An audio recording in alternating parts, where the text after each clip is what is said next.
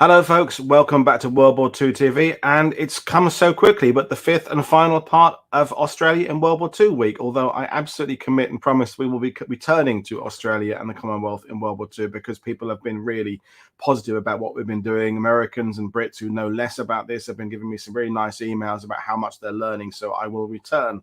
As MacArthur said, I shall return to Australia.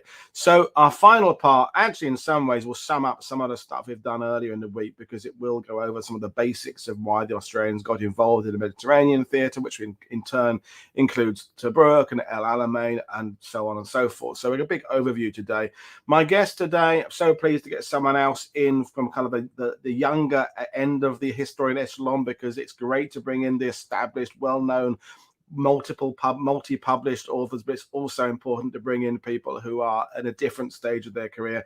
Nicole Townsend is from the University of New South Wales in Canberra and is interested in both World War II and World War I, and she has come on to talk about the Australians in the Mediterranean in World War II. So it's good morning for me, but it's good evening to you, Nicole. How are you doing?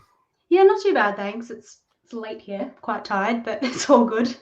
Yeah, I know the tired thing. It's this week has been a weird one for me with doing shows in the morning and in the evenings. It's just been weird. But anyway, before we start, we've been establishing this week that a lot of people hadn't really realized from outside of Australia how much of a commitment they put into the war effort. And it was a real jaw-dropping moment for me as well earlier in the week when Michael Veitch was talking about some of the Australians who'd served in, for example, the ETO or flyers were returning to Australia, and the feedback from the Australian public about them not being involved in the defence of Australia, white feathers for pilots. I was amazed by that. I've learned so much. But in terms of your interest in World War II and the First World War, I'll ask this to most people: where did it start for you? Well, I guess my background is archaeology and history, and my dad was in the army, so it started when I was a kid, really playing Age of Empires and all those sorts of games, and just kind of snowballed from there, got into the literature and reading, and just absolutely loved it, and just learning about what is such a foreign world at the same time is so close to us now. Still being able to go over to Europe and see the battle damage and things like that. It's just very, very interesting to dig into. I mean, we're just talking before going live. Do you feel sometimes that you're bucking the trend a little bit by not focusing entirely on Gallipoli and some of the things that are very, very popular to study and talk about in Australia? And of course, we're not dismissing what happened at Gallipoli. It's the same in Britain with Market Garden and the Battle of Britain. But to kind of plough that path of looking at Tobruk and El Alamein and Crete and other places like that, does it feel a little bit kind of liberating in some sense to do some work into areas that are less explored than the more famous ones? I think it is. It's interesting with the Mediterranean, particularly in the Second World War. It's not as well known. You have studies of individual campaigns and battles like Tobruk, for example, which has been the dominant story out of the Mediterranean for Australia. But there's still so much that really hasn't been written on other than the official histories that have been done. And those are 30, 40, 50, 60 years old. And it's just really, really nice to be able to kind of go through these records that some of them are bleeding ink still because they're so old. And it's just a different experience that not a lot of people do get to have.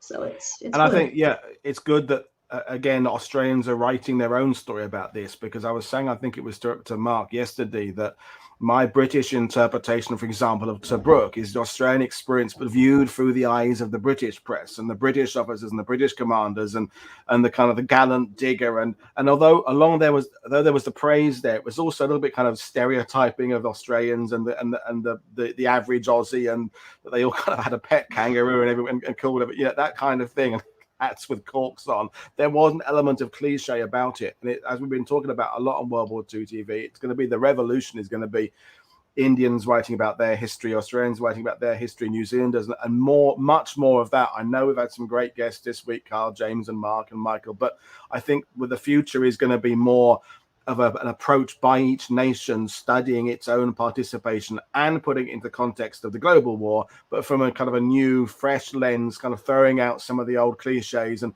what Mark was saying yesterday about these Australian soldiers being, a lot of them were nervous in combat. They were as terrified by it as everybody else. And this digger mentality of being tough is worth exploring. So anyway, you've come provided with a brilliant PowerPoint presentation, so we'll start working through that. So I will hand over to you. And folks watching, I know there's a few up in Australia watching this. If you've got questions for Nicole, or you want to refer back to other shows done the week or anything else, please feel free. And I will interject with my usual verbal meanderings. But over to you, Nicole, and let's get this started. Thank you, Paul. Okay, so essentially today, I'm going to take you all through the Australian experience specifically in the Mediterranean. So in general, Australia, New Zealand, the Indian divisions, etc., have all just been kind of brought into this lump British Commonwealth force, and they're seen as that way. And at the same time, during the war, the French or allies all saw us as just British. We weren't differentiated between Canadian, Australian, New Zealand, etc. So today I'm going to go into the Australian experience of the Mediterranean. I won't go into the nitty-gritty of every battle and engagement. We'd be here every day if I did. But the idea will be to kind of go through how did Australian troops get to the Mediterranean? Why did Australia care about the Mediterranean? And how did that play in with the war against Japan and the fear of Japanese aggression? So if you swap slides, Yep. Paul. Yep, done that. One step ahead of you. Cool. So what exactly is the Mediterranean when I say the Mediterranean? So generally the campaigns in and around this area are referred to as the Mediterranean, or simply the simply the Med. But the theatre was actually officially referred to as the Mediterranean and Middle East Theatre of War. And this is what you can see on the map. Now, it included everything from the islands and nations that surrounded the Mediterranean Sea, as well as the Middle East, including Iraq, Iran, Syria, Transjordan, and all of the bays and seas that were part of it. Now, the Mediterranean was essentially a forward line of defense for the Middle East, which is why that played such a significant role. And although it's forgotten when you talk about the Mediterranean, often that was a massive, massive part of it. Now, the Mediterranean was a very distant theatre for Australia. It's thousands of kilometres away. And of course, it's on the other side of the world, literally. But Australia did care about the Mediterranean, and it always had. Now, Australian thinking about the Mediterranean began long before Mussolini ever declared war, long before June 1940. And it was actually an important region for Australia even before the war itself in 1939. And Richard Hammond mentioned this previously last week, and he said that it had been the centre of conflicts over multiple centuries during the interwar period, before the First and the Second World Wars. Now, during the 1930s, during the interwar period, Australia became very concerned with what was happening there. It was quite a volatile area. You had Italy starting to spread its wings and try and chase its imperial ambitions. You had it going into Abyssinia, or modern-day Ethiopia. You had the Spanish Civil War, which was a massive concern for Australia. So if you change slides now, you'll see this quote from the Australian Department of External Affairs. Now, like most nations at the time, Australia was under no illusions. The Australian government knew what was happening in the Mediterranean, watched what was happening in Europe, where Nazi Germany was progressively pushing the boundaries and expanding through Europe. It watched as Japan went to war in China, and it prepared for a war to erupt. Now, during the Depression, the permanent Australian military forces, the citizen military forces, they were decimated by budget cuts. And this began to change when Joseph Lyons and his United Australia Party were elected in 1932. Now, over the next few years, you see a steady mobilisation in Australia, and during the 1930s, the government kept a very close eye on the Mediterranean. So on this slide previously, you could see this quote from the Department of External Affairs. And this comment was made specifically in relation to the Spanish Civil War, but it spoke to the broader concern the government had with developments in the Mediterranean. But why did Australia care about the Mediterranean? So essentially, it's a common argument among some historians, and Joan Beaumont is one example, but many historians have spun the line that the Mediterranean was a backwater for Australia. It's a very distant area, it doesn't matter, whereas the Pacific and Japan particularly are the main threat. Now, this is actually quite far from the case, but what's interesting is that this fear of Japanese aggression actually bestowed more significance and more importance on the Mediterranean from an Australian perspective, because the Japanese threat was something that had figured into Australian defence and security concerns throughout the interwar period, and it was something that was raised regularly in the various Imperial Defence Council conferences as well. Now, if you change slide, sorry, you're already on it. You see a quote here from Lyons, and he made this comment in Parliament when he provided an update on his return from the Imperial Conference in 1937. And as you can see, he flags that Australia cannot simply wait for the war to come. It needed to be proactive, it was expected, and it needed to be ready. Now, if you change slides, at the same time, the Australian government wanted Britain's assurance that it would actually be able to protect Australia. Because it was so distant, Australia was reliant on Britain for this defence. So should Japan attack, on various occasions, the British government made clear that although it would defend Australia in line with the Singapore strategy, the reality was that if war broke out in the Med and that the war did go badly, British capacity to respond to a Japanese attack thousands of kilometres away was of pretty much tall order. So with this in mind, Australia had a vested interest in maintaining the status quo in the Mediterranean. So if war broke out in the Mediterranean, it had to consider the fact that it had to ensure that that war went well. If that war didn't go well, Britain had already flagged that it potentially may not be able to send that fleet. It may not be able to give that defence for Australia. And Australia at the time was a very small army, very small navy. When it went to war, it didn't have a proper permanent force in the sense that you would think of with the US now, for example. And Nicole, did the Australian government have much of a voice with the British government in this late 30s period? And we talked about the fall of Singapore a couple of weeks ago and Malaya, because you said there that, it's a small military, and we know now that the defense of the Singapore plan was flawed and relying on the Navy getting down in a certain number of weeks, things like that. But, did you have much of a voice? Did anyone ever invite the Australians to sit at the table and join these discussions, or were you kind of told the results of them once they'd been decided? So Australian government representatives, either the Minister for External Affairs or usually Prime Minister, did attend these imperial conferences, defence conferences, and they were held usually every year or so, and intermittently in between. And they were very vocal about what they wanted, and they wrote articles and they wrote journals and different sort of letters, personal letters to military and government figures in the UK trying to push their agenda.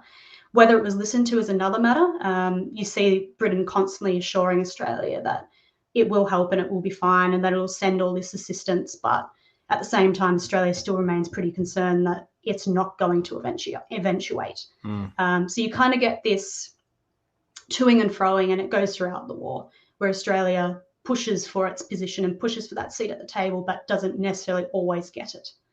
Well explained. Thank you. Where are we? So you can see here this quote from a letter that the British Prime Minister Neville Chamberlain sent to the Australian Prime Minister at the time, which was Joseph Lyons. In as late as March 1939, he assured the government of this. But you can also see that Australia had economic concerns at the time. So most studies of the Mediterranean necessarily focus on the roles and interests of the big players, so France, Britain, Italy, Germany. But Australia actually had these economic concerns as well. So when you see the Mediterranean as a hub for the British Empire, generally this tends to go west. So you see it as how it reacts to and affects Britain.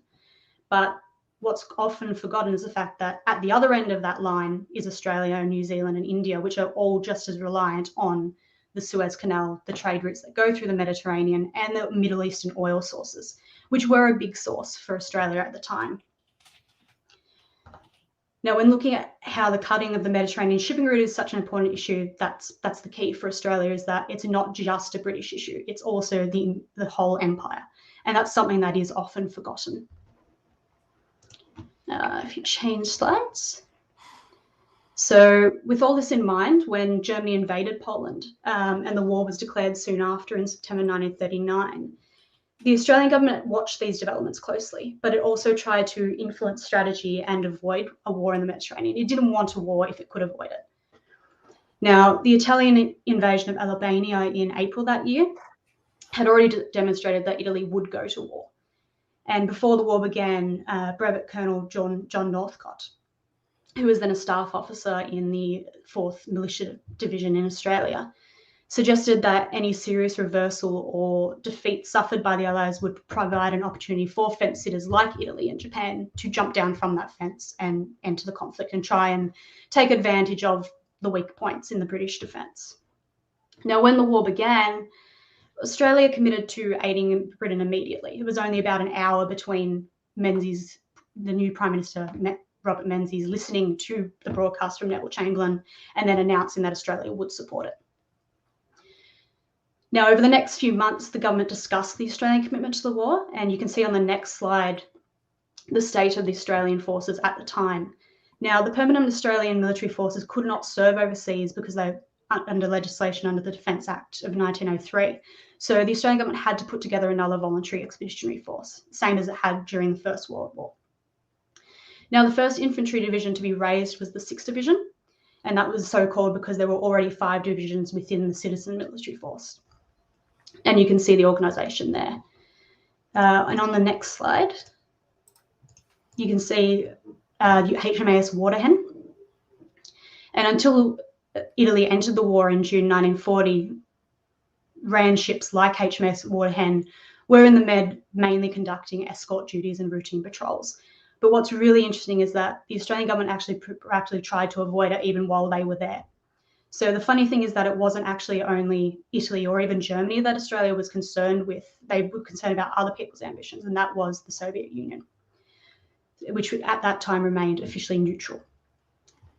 But while it was neutral, it had actually also behind the scenes supported the Nazi government. So it had signed a non-aggression pact with Germany in August 1939, which was the Molotov-Ribbentrop Pact.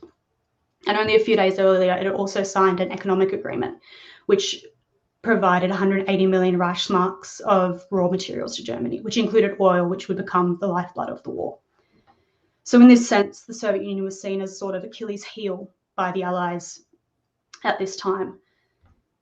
Now, if you change slides. We've just got a question there from Ian Carr about how much liaison there was done with New Zealand, because, you know, again, with Anzac Day now, people from outside of those countries tend to lump you together in that regard in the First World War and the Second World War, and Australia and New Zealand forces. But is there much cooperation between the two governments? And we also got reminded from Matthew Donald that Australia wasn't fully independent in 1939, so it's not really.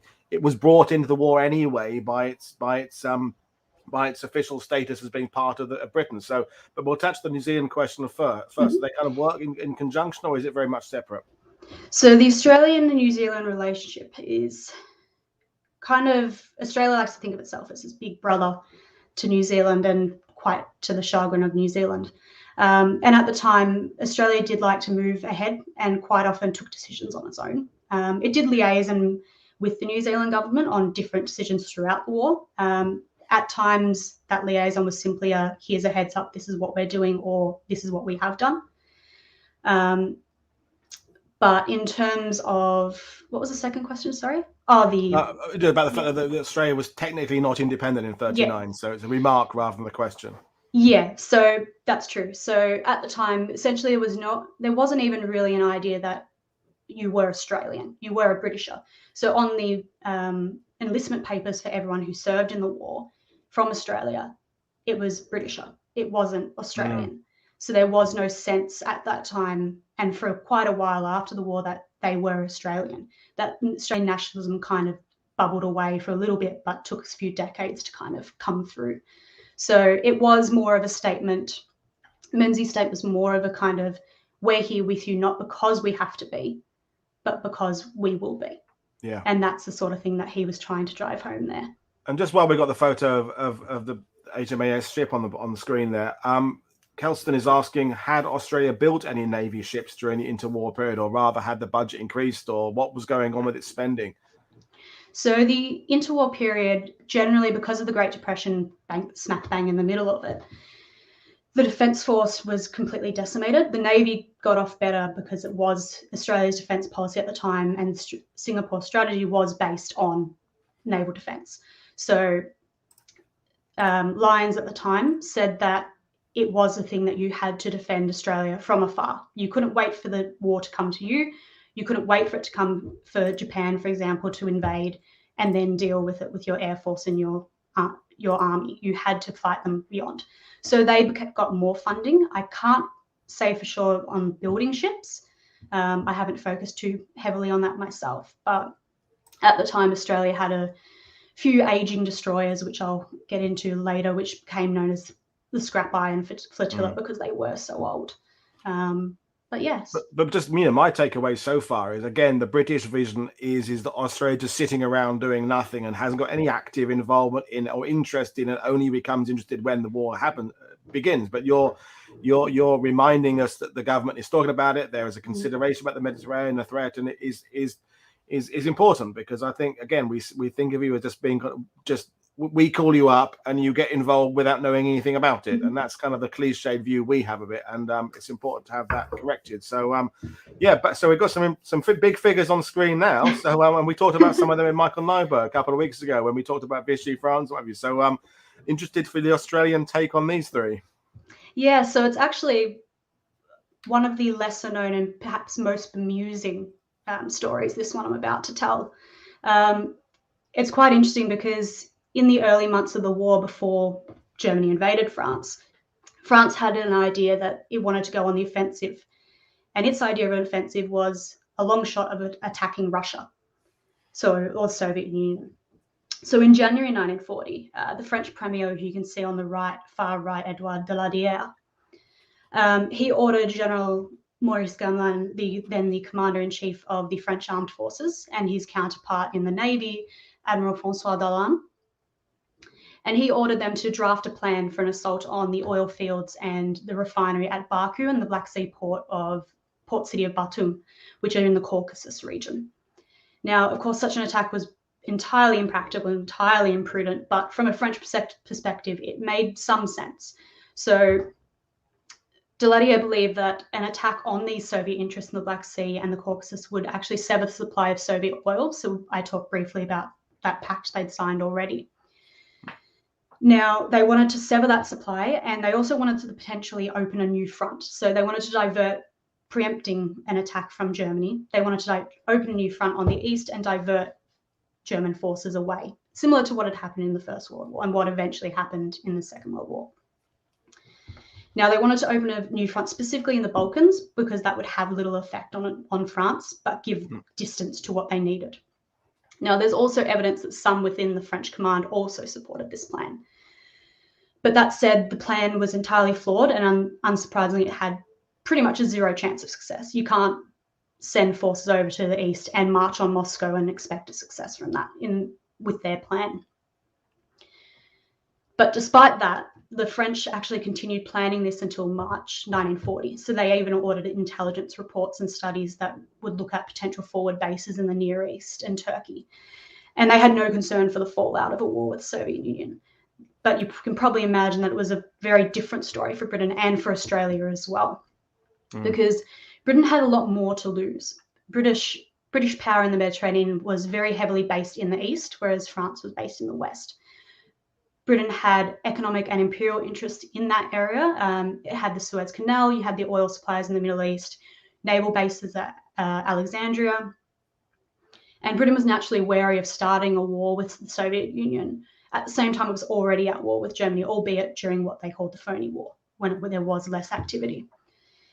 France, on the other hand, it had less to lose because, yes, it had mandates over Syria and Lebanon, for instance, but its focus was on the Western Mediterranean. So the key French players saw only the benefits, and however unlikely that might be. Now, from an Australian perspective, the Australian government was actually also concerned by a potential war with the Soviet Union. And Prime Minister Robert Menzies opposed the operation as it was. He argued that the war with the Soviet Union would be a matter of, quote, the most intimate significance, unquote, for Australia. And given that a war with the Soviet Union would also lengthen the front, it would disperse military forces widely, affect major British lines of communication. And most significantly, he thought that it would have a significant bearing on the Far Eastern position, that is, the situation with Japan. And he was also supported by Richard Casey, who was then the Minister for Supply and Development within the Menzies government. And he thought that a war in the Mediterranean would lead to a war in the Pacific. He thought that an absence of war in the Mediterranean would preclude that war because Britain wouldn't be tied up, and it could therefore protect Australia, and that would stop Japan from attacking. I just want to make the comment that it's amazing in that kind of early period of the war that the dice pieces, or sort of the chess pieces, haven't all been set on the board yet. We think of who's on what side and which campaigns begin, but there, when we did the show about Turkey a couple of weeks ago, Turkey's position was completely up in the air for most of the early part of the war. Was it going to go down with or against the Soviet Union, Germany, Britain? And the same thing applies to that, with Vichy France, and it's a very complicated period, that the beginning of the Mediterranean campaign. Once everybody's kind of established which side they're on, it simplifies a little bit, but the early part is really interesting, really fascinating. Thank you very much for sharing this great information. We're really enjoying it, and the comments are really good as well. So it's everybody's having fun. So we'll keep going. Oh, good. I'm glad. It's one of those interesting stories that when I first came across it, it's just an odd thing. You wouldn't think that anyone would ever think of doing it, but apparently the French did.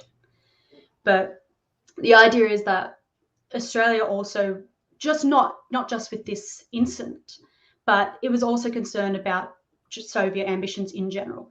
Yeah. The Australian government was worried that Soviets may want to push through the Caucasus and take advantage and fully ally with Germany, push into the British and French mandates in the Middle East and Near East and take over that oil source. And Turkey factored into that severely. Yeah.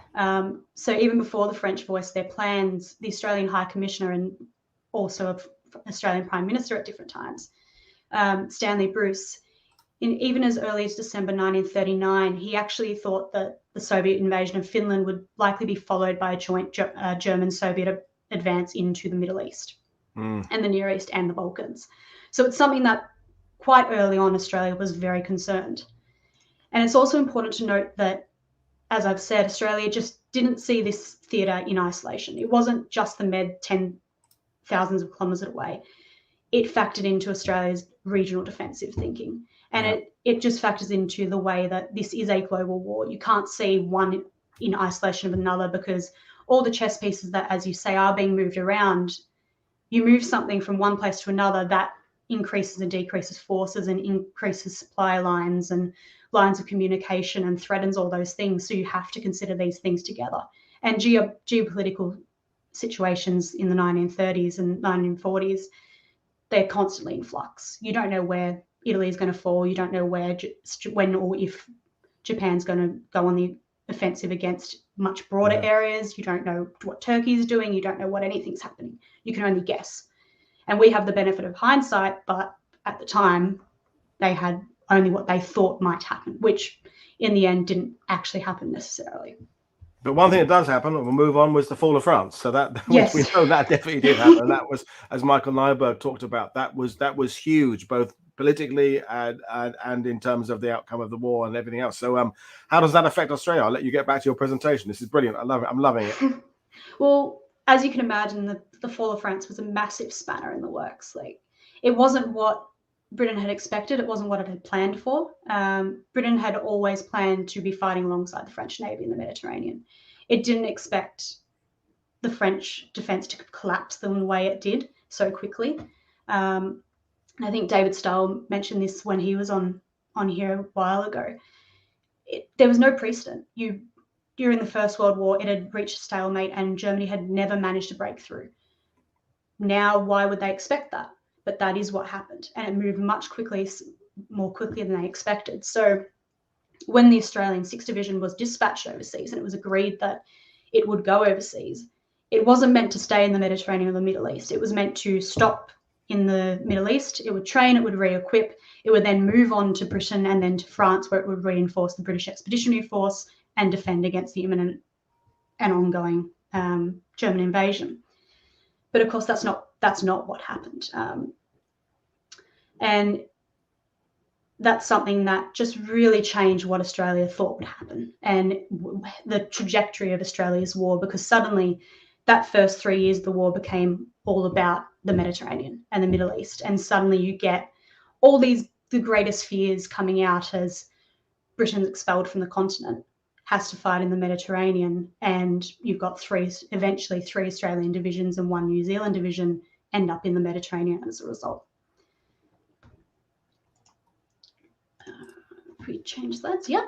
So you can see here, this is a photo from a naval battle in July 1940 called the Battle of Cape Sputter, which I'll discuss in a second. But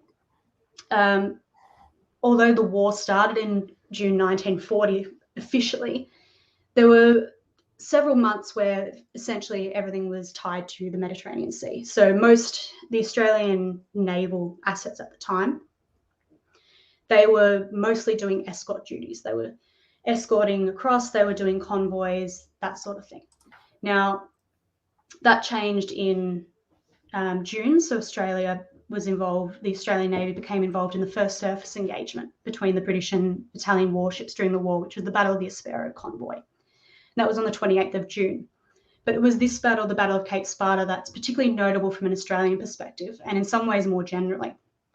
And that's because this battle involved HMAS Sydney, and it was the first time in this war that one cruiser had taken out two.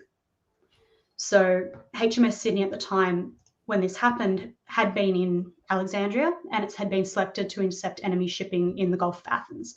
And during that 3-day patrol, it would then support several British destroyers, which were also on their way back to Alexandria.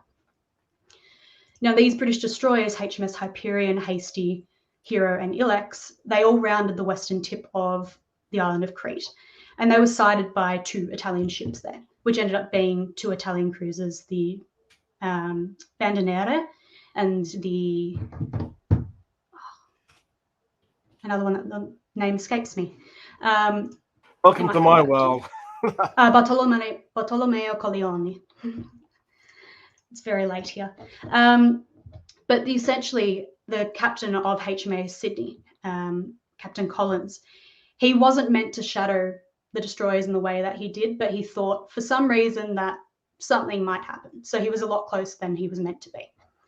And as they rounded the Cape and saw these Italian ships, they saw each other, they immediately radioed back saying that there was an enemy sighting.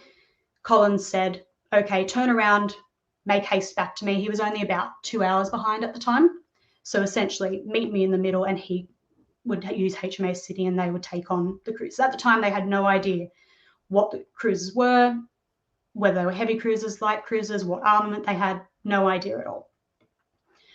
But when they met at the time, he went for it. He had HMS A took him on, and within only an hour, it had scored a direct hit on the Bartolomeo Colleoni. Yeah. And that eventually sunk. And it also scored an indirect hit on the second ship, which eventually went scuttling across the horizon. And they watched as one of the destroyers torpedoed the ship and it sunk. So it was quite a big thing for Australia at the time, because it was its first kind of taste of battle, and it was a big success because at the time these Italian ships had a 2 against 1 is kind of not what you expect to come out on the good odds.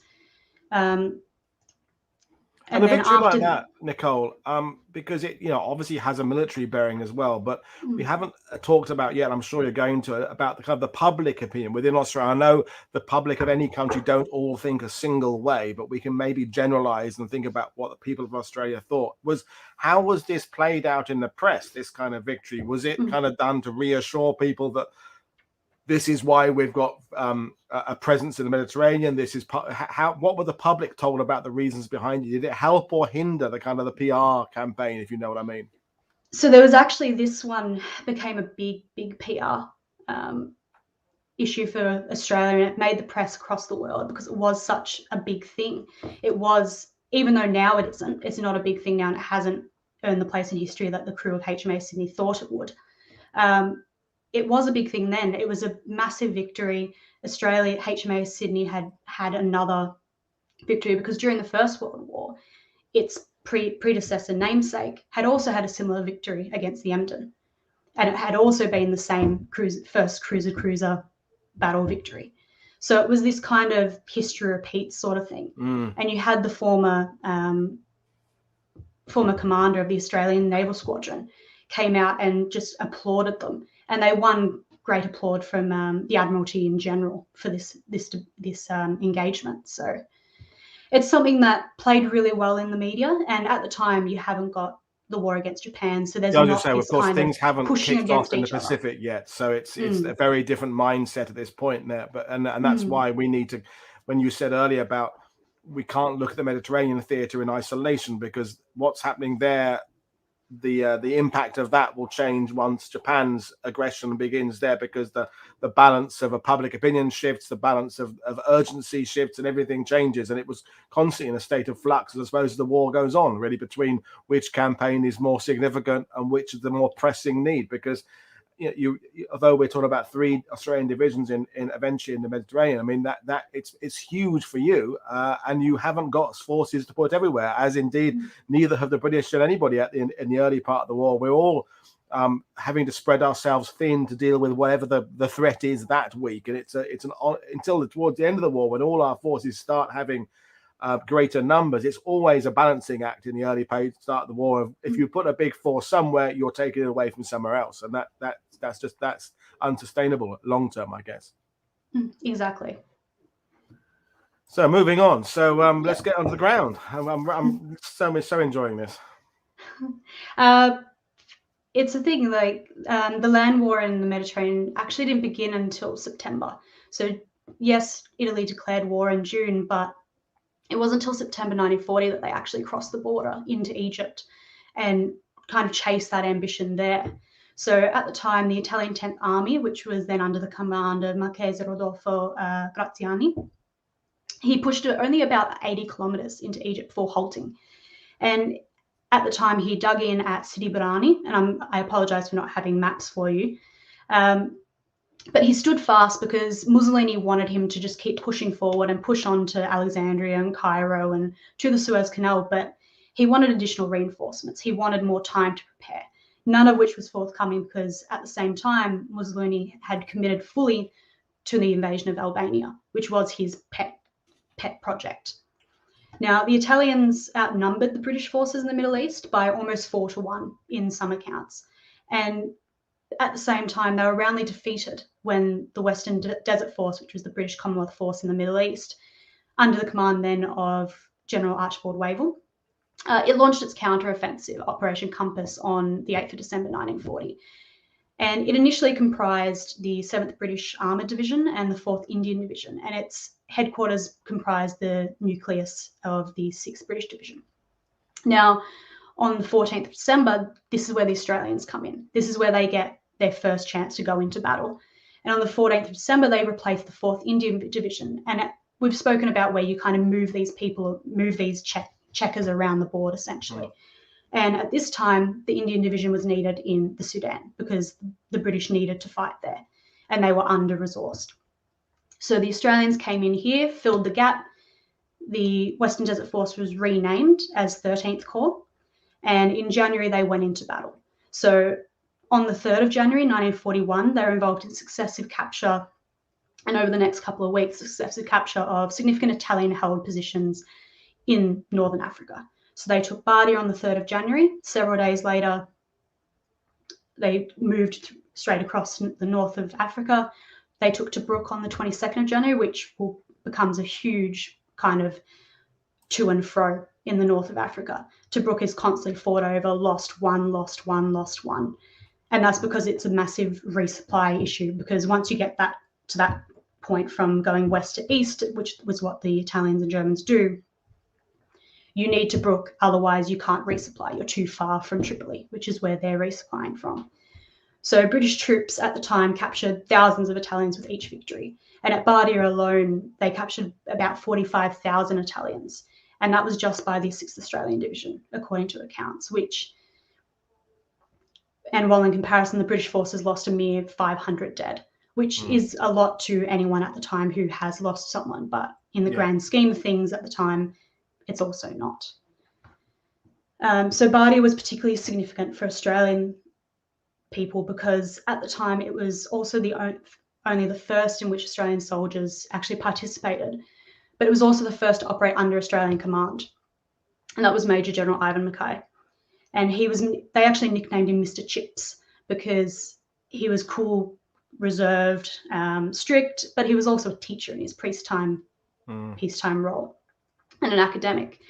But he also planned, it was also planned with an Australian staff too. So it was a new thing for Australia on many levels. And it was a battle in which 16,000 predominantly Australian troops captured this fortress, which was garrisoned by an enemy force 3 times that strength. So it was a big thing. And then by February, 13th Corps had pushed as far west as Alaguila. But they were ordered to halt there and stop. The Italian force was in full retreat at that point to Tripoli, but they were ordered to stop because events elsewhere in the Mediterranean suddenly bubbled up, and that was the invasion of Greece. Yeah. So if we change slides, you can see here a couple of photographs from a famous Australian war photographer, George Silk. And you can kind of see the progression from, this is, the left photo is taken in March, sometime in March, which is maybe potentially as little as a week before the German invasion of Greece, or it could be, if it was the start of March, a month, roughly. Now, Greece was the main focus for Italy at the time, so it invaded Albania, and from there it wanted to take Greece. So this frustrated Graziani at the time in North Africa, but Mussolini had begun concentrating up to 140,000 Italian troops in Albania along the border with Greece. And they tried multiple times to invade, and each time they were repelled. And each time they tried again, and they were repelled. But the problem was that this slowly but surely depleted the Greek defense. They started running short of men, material. They couldn't equip them. They didn't have reserves to replace. And this is also during the winter. So in this period, which you'll see later on the next slide, potentially, you'll see that it was actually snowing at the time. So Australian troops eventually went into, in some areas, were fighting in thick snow. And just by the way, folks, we're doing our first ever show that tackles the invasion of Greece. We've got it in our Italy at War week coming up the end of this month, next month, with Giulio again talking about the Italian part invasion. But I want to return to Greece metaphorically in the future. It's another, I keep saying it on this channel, another unsung, untalked about aspect of World War II that kind of came almost out of nowhere, the Greek campaign, and yet had huge implications elsewhere. So I want to tackle that later on. But while I've got you, another question from Ernest Malley there about Horace Red Robbie Robertson, the 19th Brigade CEO, infamously went ill before Greece. Many said he was dodging participation in what he saw as a doomed operation. Does Nicole think it is true? I haven't actually thought about that one, I have to say. Something I'll have to look into. But yeah, I haven't looked into that one, unfortunately.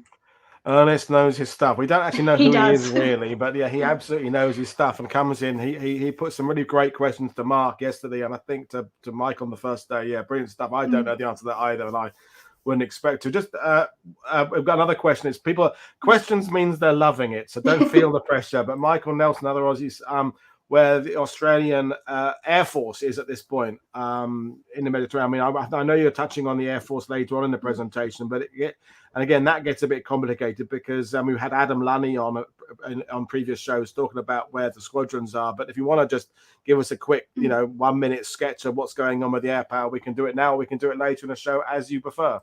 Yeah, so I will go into it a little bit later, just briefly.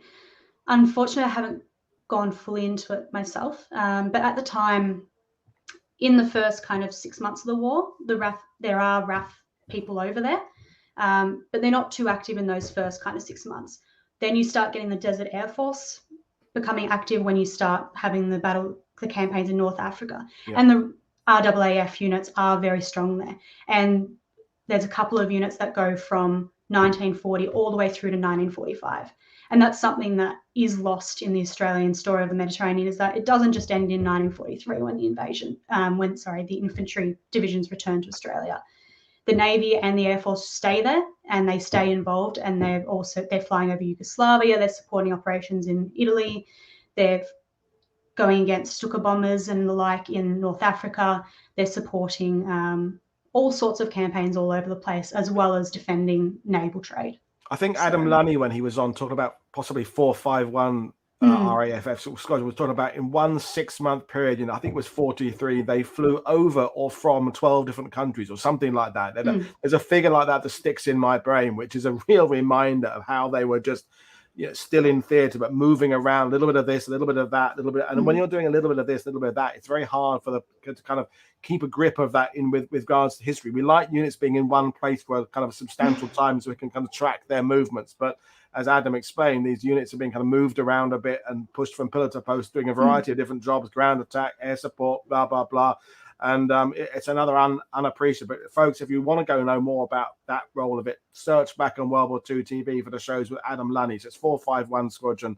Was one of we did 2 shows, one about them in Normandy, one about them in the other theatres. So go back through the back catalogue and have a look at that. But right now, I'm handing back to Nicole.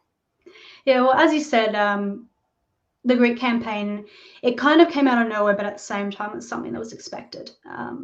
When Italy invaded, there was this kind of idea that, especially when they were repelled constantly, they would need help from Germany, that Germany would come to their aid, because it was something that was seen that it would leave their kind of their rear open to attack. If Britain did get in there and they did fight against the Italians and then potentially push up through the Balkans. Now, the Greek government approached the British government a few times and requested help, but at the same time didn't want a kind of penny packet deployment of troops because they thought that would potentially aggravate the position and entice the Germans to come and actually attack, because it was a weak force to be targeted. Now, even though Winston Churchill, he personally promised all the help in his power, or in Britain's power, I should say, following the initial German invasion, it would take months before a decision for British intervention was actually made. Now, in early 1940, the British government recognised that any military aid would have to come in the way of a transfer of troops. It couldn't add any troops from anywhere else; it didn't have them, so it had to move troops from somewhere else in the Mediterranean to go to Greece, and that's why they stopped the advance in North Africa and they sent the Australian 6th Division, British troops, and some of the New Zealand troops as well to Greece to defend against this imminent invasion, because they were the nearest available, but they were also very, very experienced by that time. Now, on the 8th of November 1940, the British Foreign Secretary at the time, Anthony Eden, had suggested they create this force from the Australian New Zealand troops, which had then been retained in Egypt for internal security duties. But as no troops could be spared from the North African front other than these troops. So the Australian government agreed in principle, as it became more apparent that the Nazi German attack would come, and discussions were held between the British and Greek officials in Athens, where they made a final decision and the first troops departed for Greece in March 1941. Now, although the Australian government agreed to use Australian troops in this campaign, as the situation deteriorated and it became increasingly apparent that Germany would launch a full-scale invasion much, much bigger than they thought they would, it began to question sending troops to Greece at all. Both the Australian and New Zealand governments noted that although the operation had always been regarded as, quote, highly dangerous and speculative, unquote, the situation was now much, much more hazardous for them. But although they had these reservations, they both agreed to do nothing would be a moral failure. So you had this you had to weigh up, is it worth the ethical and moral loss of standing that you would get from leaving an ally to essentially be taken, or stop your advance and give up the military imperative there?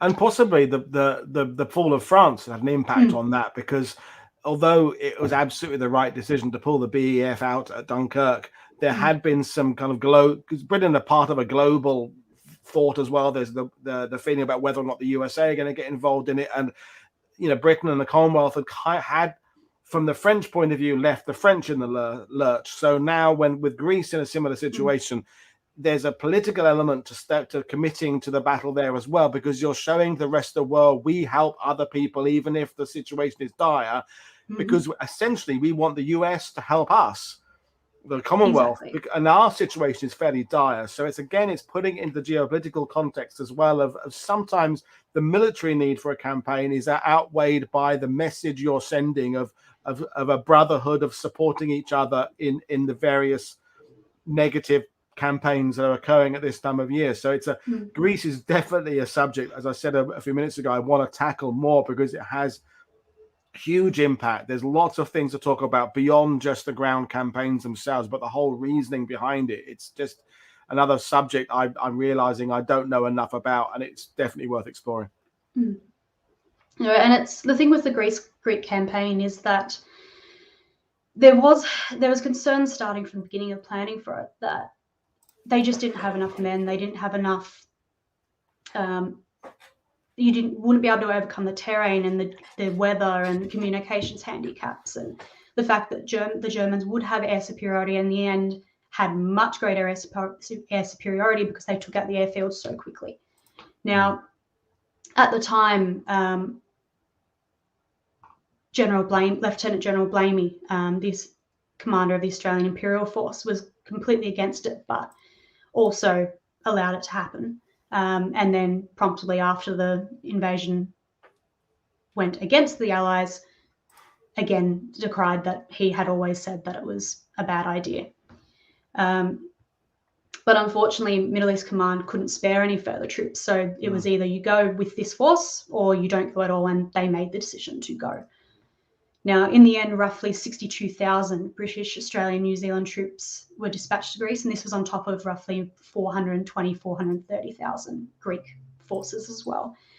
Now, although Hitler initially had no interest in starting a war in the Balkans or in Greece, and he didn't want to involve his troops in a conflict like this, while he was also already chasing ambitions in Western Europe, Italy's defeats, I should say, left the German rear vulnerable, and if the British government sent military aid, this was a concern. So German troops then eventually deployed to support a renewed Italian advance, and this began on the 6th of April 1941 in a two-pronged attack that came from Bulgaria in the northeast section of Greece and Albania in the northwest with Italian troops. Now, in under 2 weeks, the German 2nd and 12th armies, which was 30 something off the top of my head, divisions, much greater than these Allied forces. They pushed British Commonwealth and Greek forces continuously south, broke the Metaxas line, and by 13th of April, the commander of the Allied W force, as it had been named, British Lieutenant General Sir Maitland-Wilson, was actually forced to withdraw all British Commonwealth troops to the Thermopylae line, which is of course famous as an ancient Greek battle site. And after the surrender of the Greek troops at the Metaxas line, which was the fortified first line of defence, which they hoped to hold that line above all else, of course. And with the withdrawal of Allied troops from positions along the Aliakman River as well. Now, the rapid fall of further defensive positions further south at the Olympus and Servia Pass, as well as the capitulation of the Greek Epirus army, which consisted of at least 14 divisions, led to discussions about the potential reality of having to evacuate mainland Greece.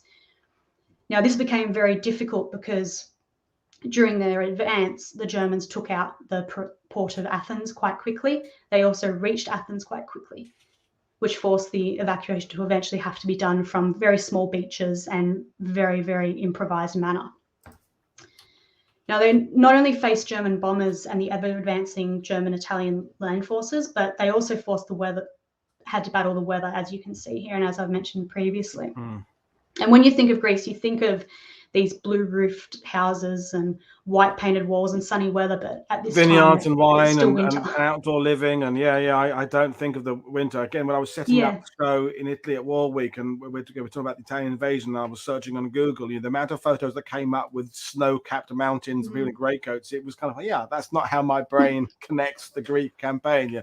The war movies set there always in the summer, and it's always goats on hillsides, and it's amazing how easy it is for your brain to assume a particular view of a campaign and it not actually be based on reality. But exactly. So we get the evacuation, of course, as well, which is and I've been waiting to get to shut the slide with a dog on it. As soon as I saw you said that to me, I thought I want to know more about the dog. Anything about an animal, it just gets I'm at that age where I get all cry over animals.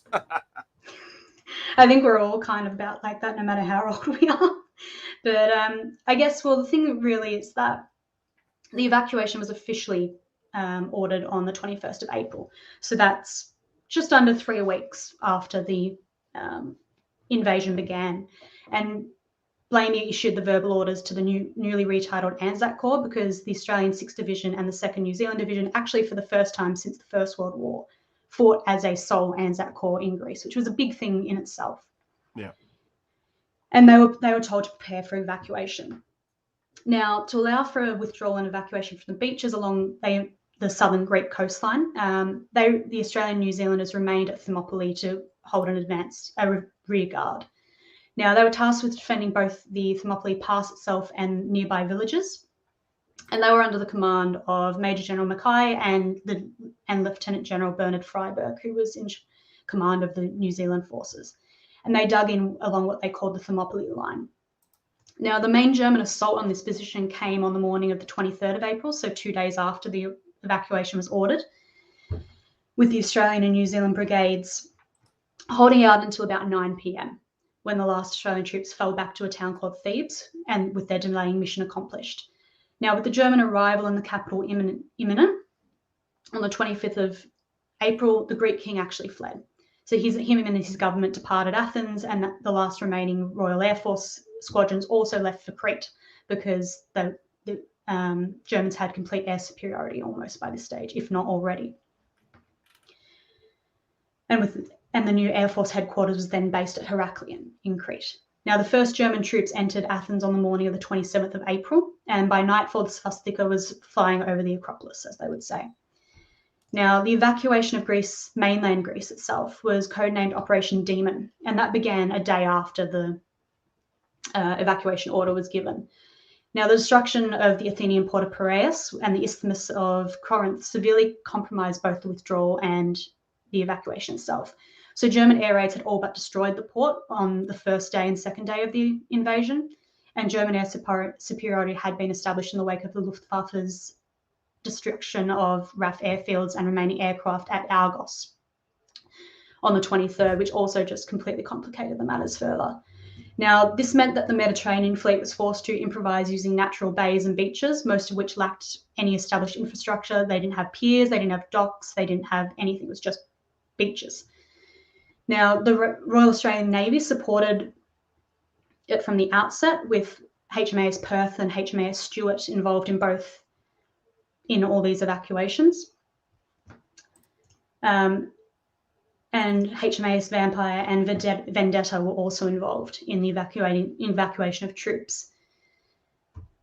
And the thing that needs to be remembered is that the journey to Crete was just as perilous once they got off the beach, because you had German bombers in the air everywhere.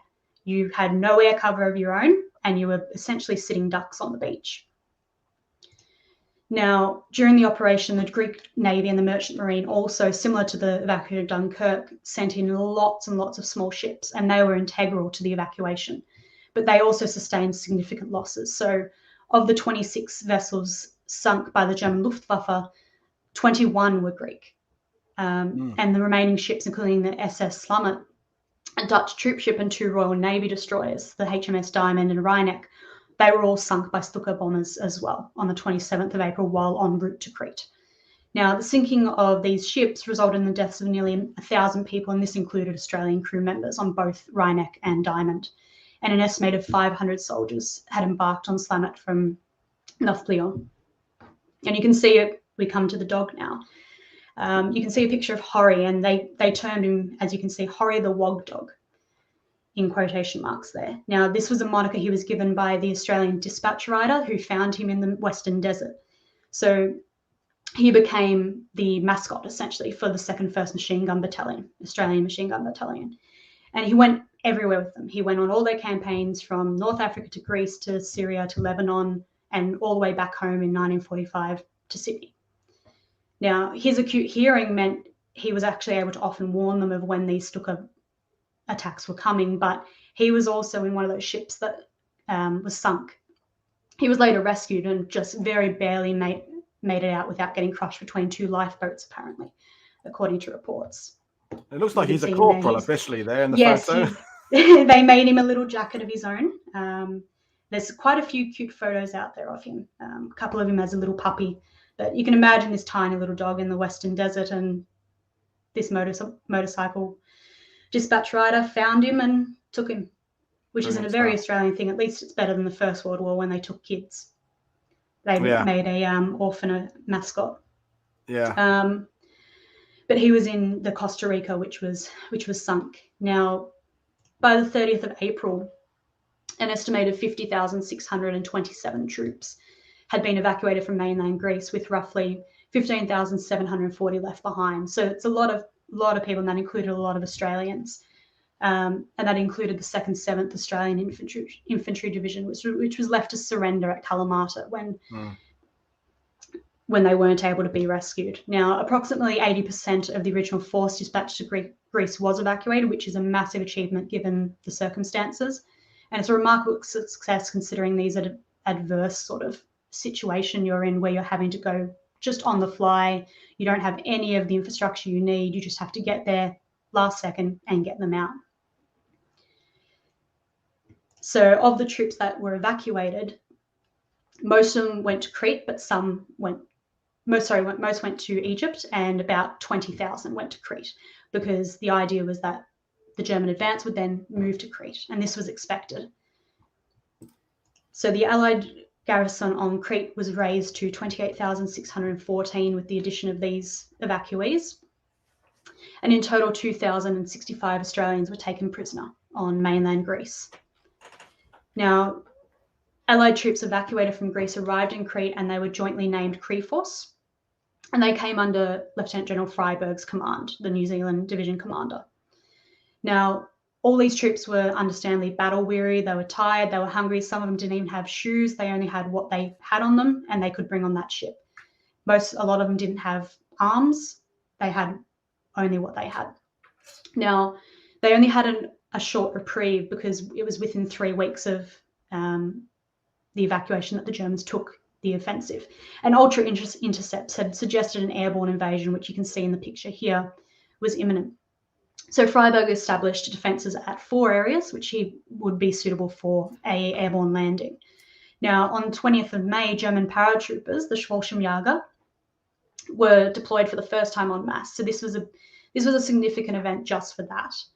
Now, as expected, they attacked 3 airfields in the western and central areas of Crete: Malame near Chania, Heraklion, and Retamo. Now, Malame was primarily a New Zealand sector, while the main Australian force, the 6th Division, defended Retamo and Heraklion sector.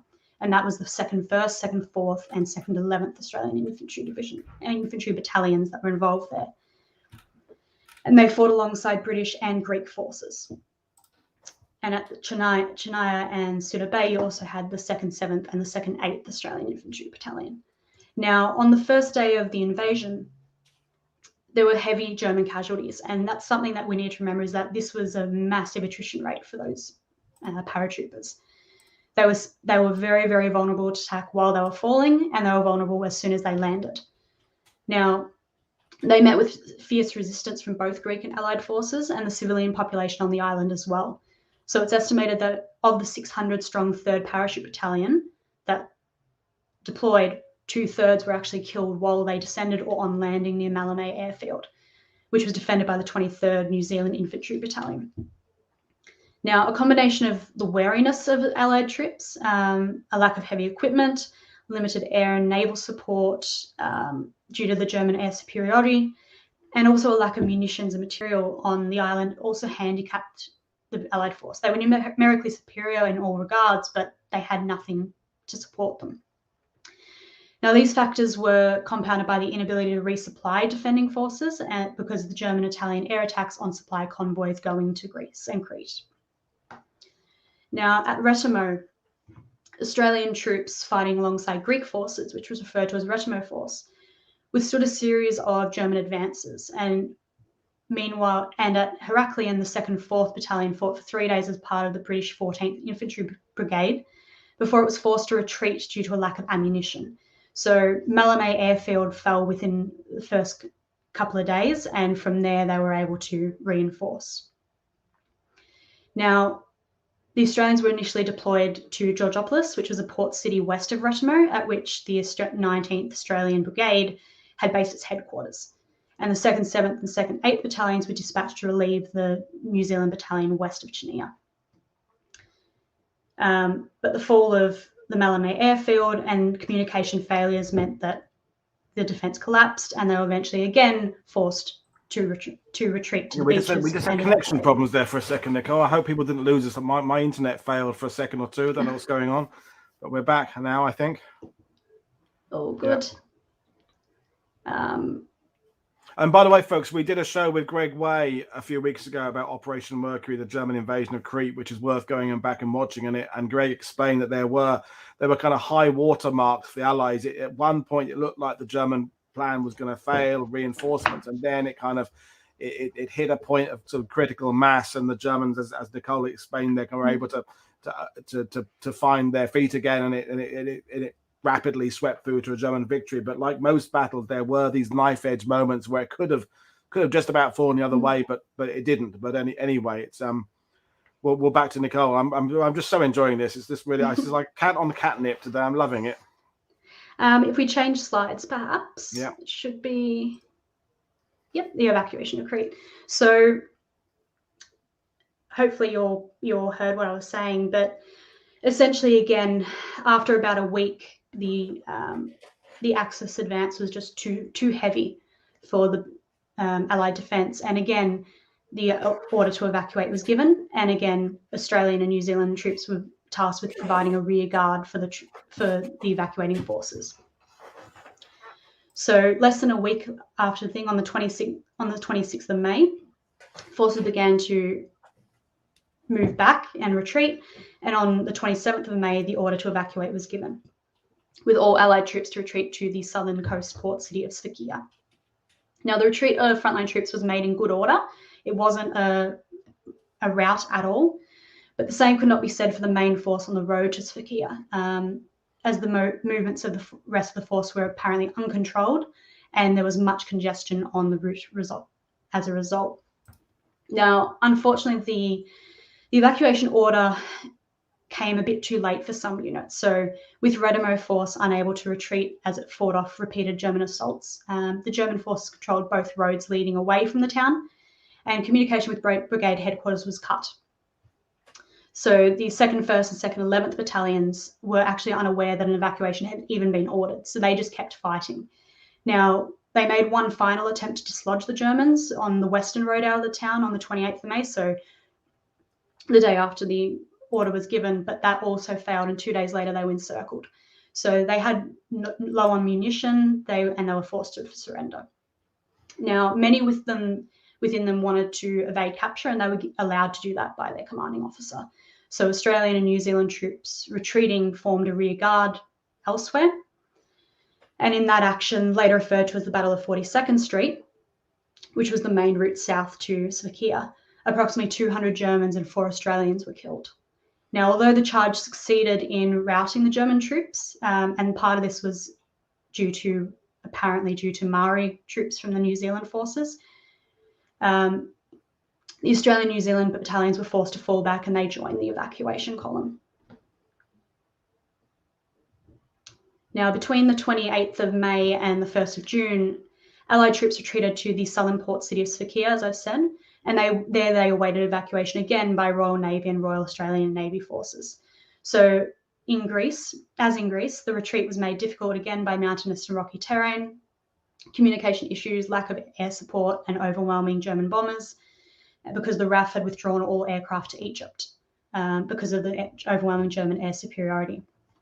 Now, at Heraklion, almost all of the British and Australian forces were evacuated successfully, but the convoy was attacked by German aircraft en route to Egypt, which resulted in the scuttling of one destroyer, the sinking of a second, the damage to light cruiser HMS Orion, and a loss of 800 men killed or wounded in the action. Now, for the ships evacuating troops to Egypt, the return journey to Alexandria was again fraught, like it had been from Greece to Crete. So HMAS Perth's convoy, for example, was attacked no less than 5 times by German bombers, and one direct hit to the boiler room killed 13 men on board and forced the ship to remain in port until mid-June for repairs once it did arrive in Alexandria. And in total, the Navy evacuated approximately 15,000 men, but another 12,000, including 3,109 Australians, were actually left to become prisoners of war. Now, the battle and evacuation were costly for the Mediterranean fleet, which at that time had engaged the Germans several times. They attempted to land reinforcements by sea. And while these offensive actions were successful, they suffered heavy losses. So during the 10 days between the German airborne assault and the last evacuation, the Mediterranean fleet lost 3 cruisers and 8 destroyers sunk, another 3 battleships, 7 cruisers and 9 destroyers, as well as the fleet's sole aircraft carrier HMS Formidable. And they were all damaged, many severely. And such losses would generally be expected from a major fleet action. But these were inflicted by the German Luftwaffe, which just incessantly attacked the fleet. And luckily for the RAN, none of the Australian ships were actually sunk in the evacuations, though Perth did sustain that damage from the bomber. And once power was restored, it was then able to sail back to Alexandria the next day. And this is an attritional era of the war in every sense of the word. It's we said that Australia hasn't got massive resources in terms of a population to reinforce its divisions. It hasn't got unlimited equipment, ships, and the morale effect of going from one narrow escape to another narrow escape. And although you're getting some men out, you're leaving others behind. It's a really heavy period. We talk about the dark hours of Britain in 1940, but if you're an Australian, this kind of 41 to 42 period is a real dark hour in terms. I know we get some victories later on, but it must have been raising questions back in Australia about what they're just keeping people's spirits up. Certainly, like the thing with 1941 is that, and not just for Australia, for Britain as well, is that it started off great. You start off with that offensive in North Africa, it goes well, and suddenly the house of cards falls.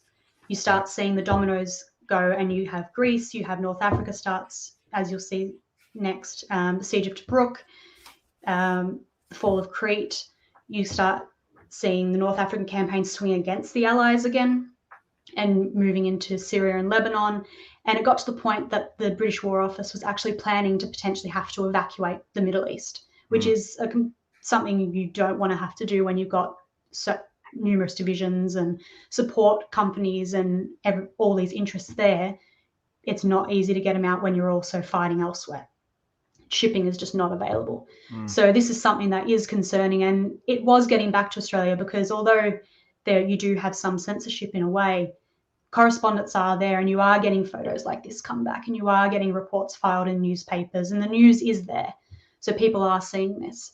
And that's when you start getting these white feathers sent later on, because the same thing starts happening near Australia, and that becomes even scarier.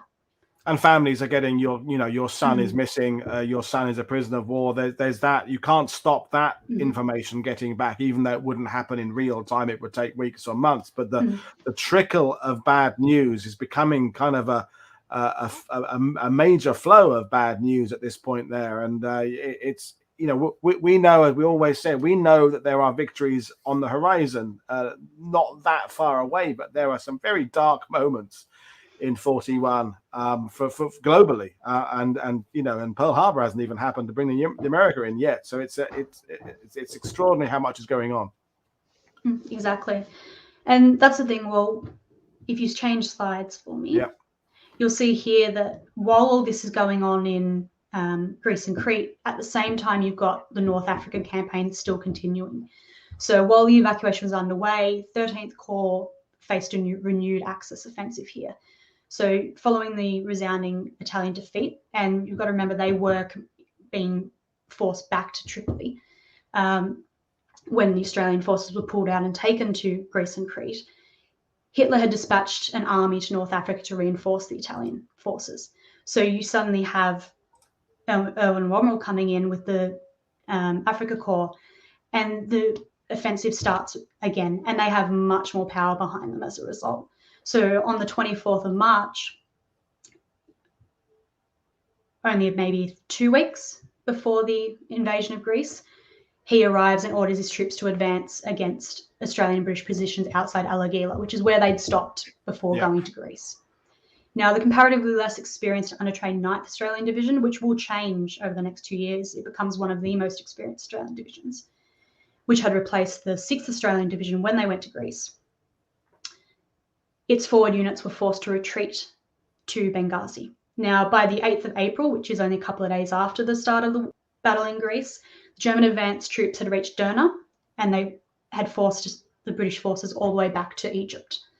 Now, while the main force had fallen back behind the Egyptian border to regroup and prepare a counteroffensive, a primarily Australian force stayed alongside a smaller contingent of British and Indian soldiers, and they garrisoned the strategic port of Tobruk. Now, Tobruk is perhaps the most well-known Australian Mediterranean battle, and it's widely celebrated. It was in popular culture. They've made movies about it, and it became such a big thing because of this kind of besieged story. Siege stories just tend to have that kind of gravitas to them. Yeah. And they were derided by the German propagandist Lord Haw as well, and they took on the moniker he gave them, which was the Rats of Tobruk, and they wore it like a badge. Now, by the 10th of April, Rommel's forces had invested the port, and they began a 7-month-long siege. So it's a very long siege at this time in what is a desert environment. And during this, the 24th, 26th, and 27th Brigades of 9th Division fought alongside the 17th Brigade from the 7th Australian Division to withstand the German-Italian attempts to take the port. Now, Tobruk was the last major port before Egypt, and without it, Rommel was forced to supply his forces from Tripoli, which, of course, Richard Hammond's mentioned is very, very risky when you've got the anti-shipping campaign going. Now, if the Allies held the port, the German-Italian advance was limited, and the main Axis force could not advance into Egypt. It couldn't simply bypass it because you're leaving your rear open to a pincer attack.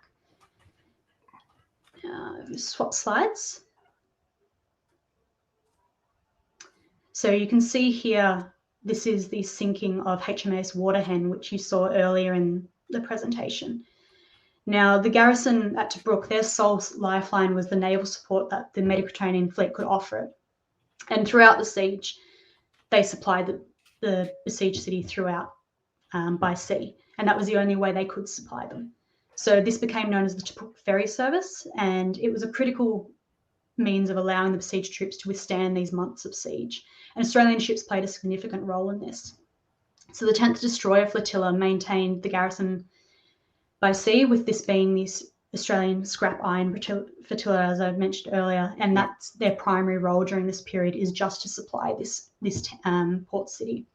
So in total, Australian destroyers made almost 140 runs, 139 runs specifically, between Alexandria and Tobruk. And then Lieutenant Commander Rodney Rhodes, the commanding officer of the Australian destroyer HMAS Vendetta, later described the run as no picnic. They were always under attack from Stuka bombers, and you've also got the ferocity of the ocean itself, of the sea. And they faced continued and determined attacks from submarines as well, and they also had to fend off sea mines.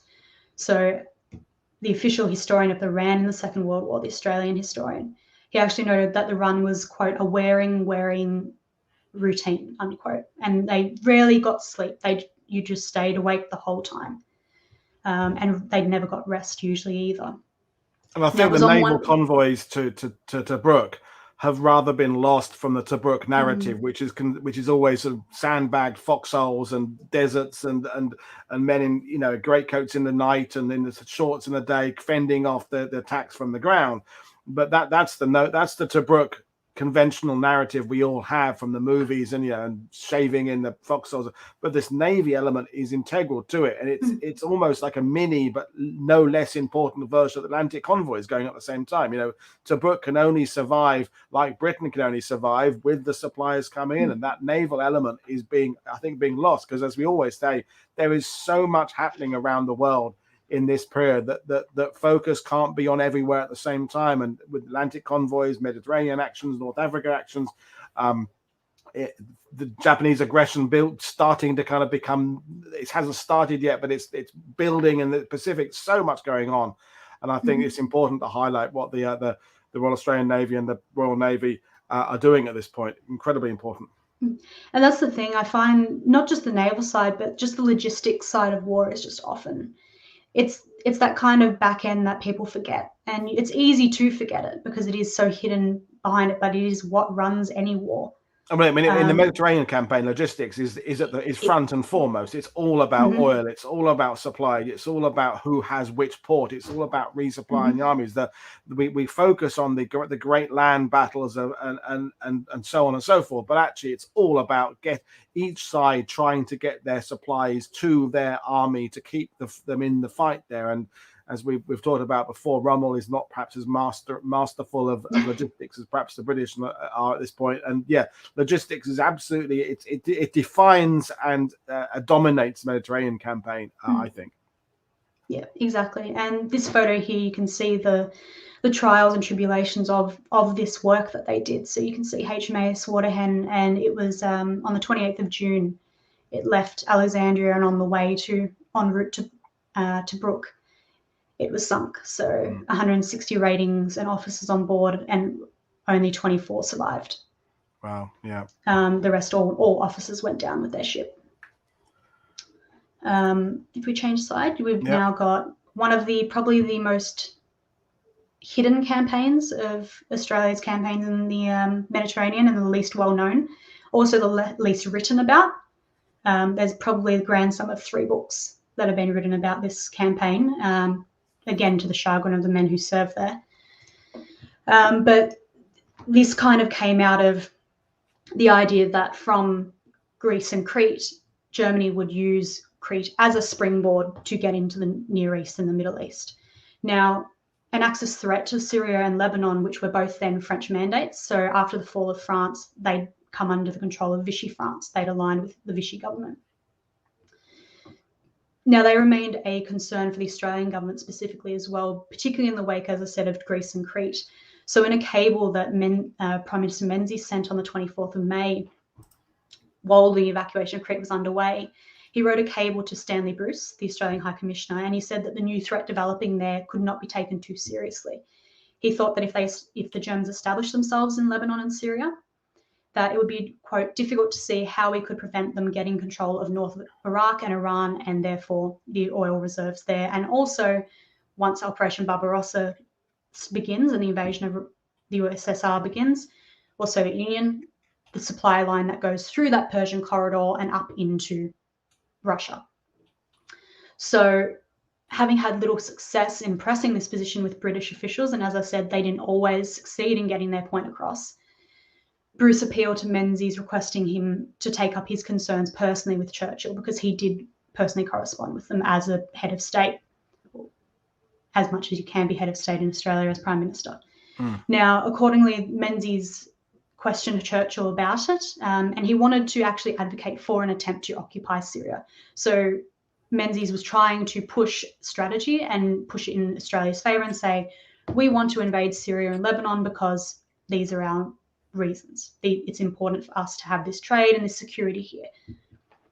Now, he asserted that air power was undoubtedly, quote, the decisive factor in conduct of Mediterranean campaigns, and the establishment of German air bases in Syria was a particularly big concern for him, because he thought it threatened not only Iraq and Palestine, where a lot of Australian troops were based, but the Suez Canal itself, on which Australia relied heavily, because in terms of trade alone, all of our agricultural exports generally went to the empire, and that largely went through the Suez Canal to Britain and elsewhere. And he considered that a defeat in the Middle East more generally would be a calamity of the first magnitude, is the phrase he used. Now, in the weeks preceding these appeals, Churchill had himself also pressed for an invasion of Lebanon and Syria, but this was something that General Wavell, who had taken over, was opposed to. He didn't have enough men, and he didn't want to open a new front in Syria while he's also fighting Rommel's forces in North Africa. And he told Churchill this in a cable on the 21st of May, and he remained vehemently opposed to it, but was told, essentially, you're going to do it, you need to do it, and Churchill will bear the brunt of it. Now, Australian troops played a vital role in the subsequent invasion, which began in June and ended 5 weeks later in July. And elements of the 7th Australian Division and an infantry brigade from the 6th Division were involved. And they again came under the command of General Wilson, who had also been in command in Greece.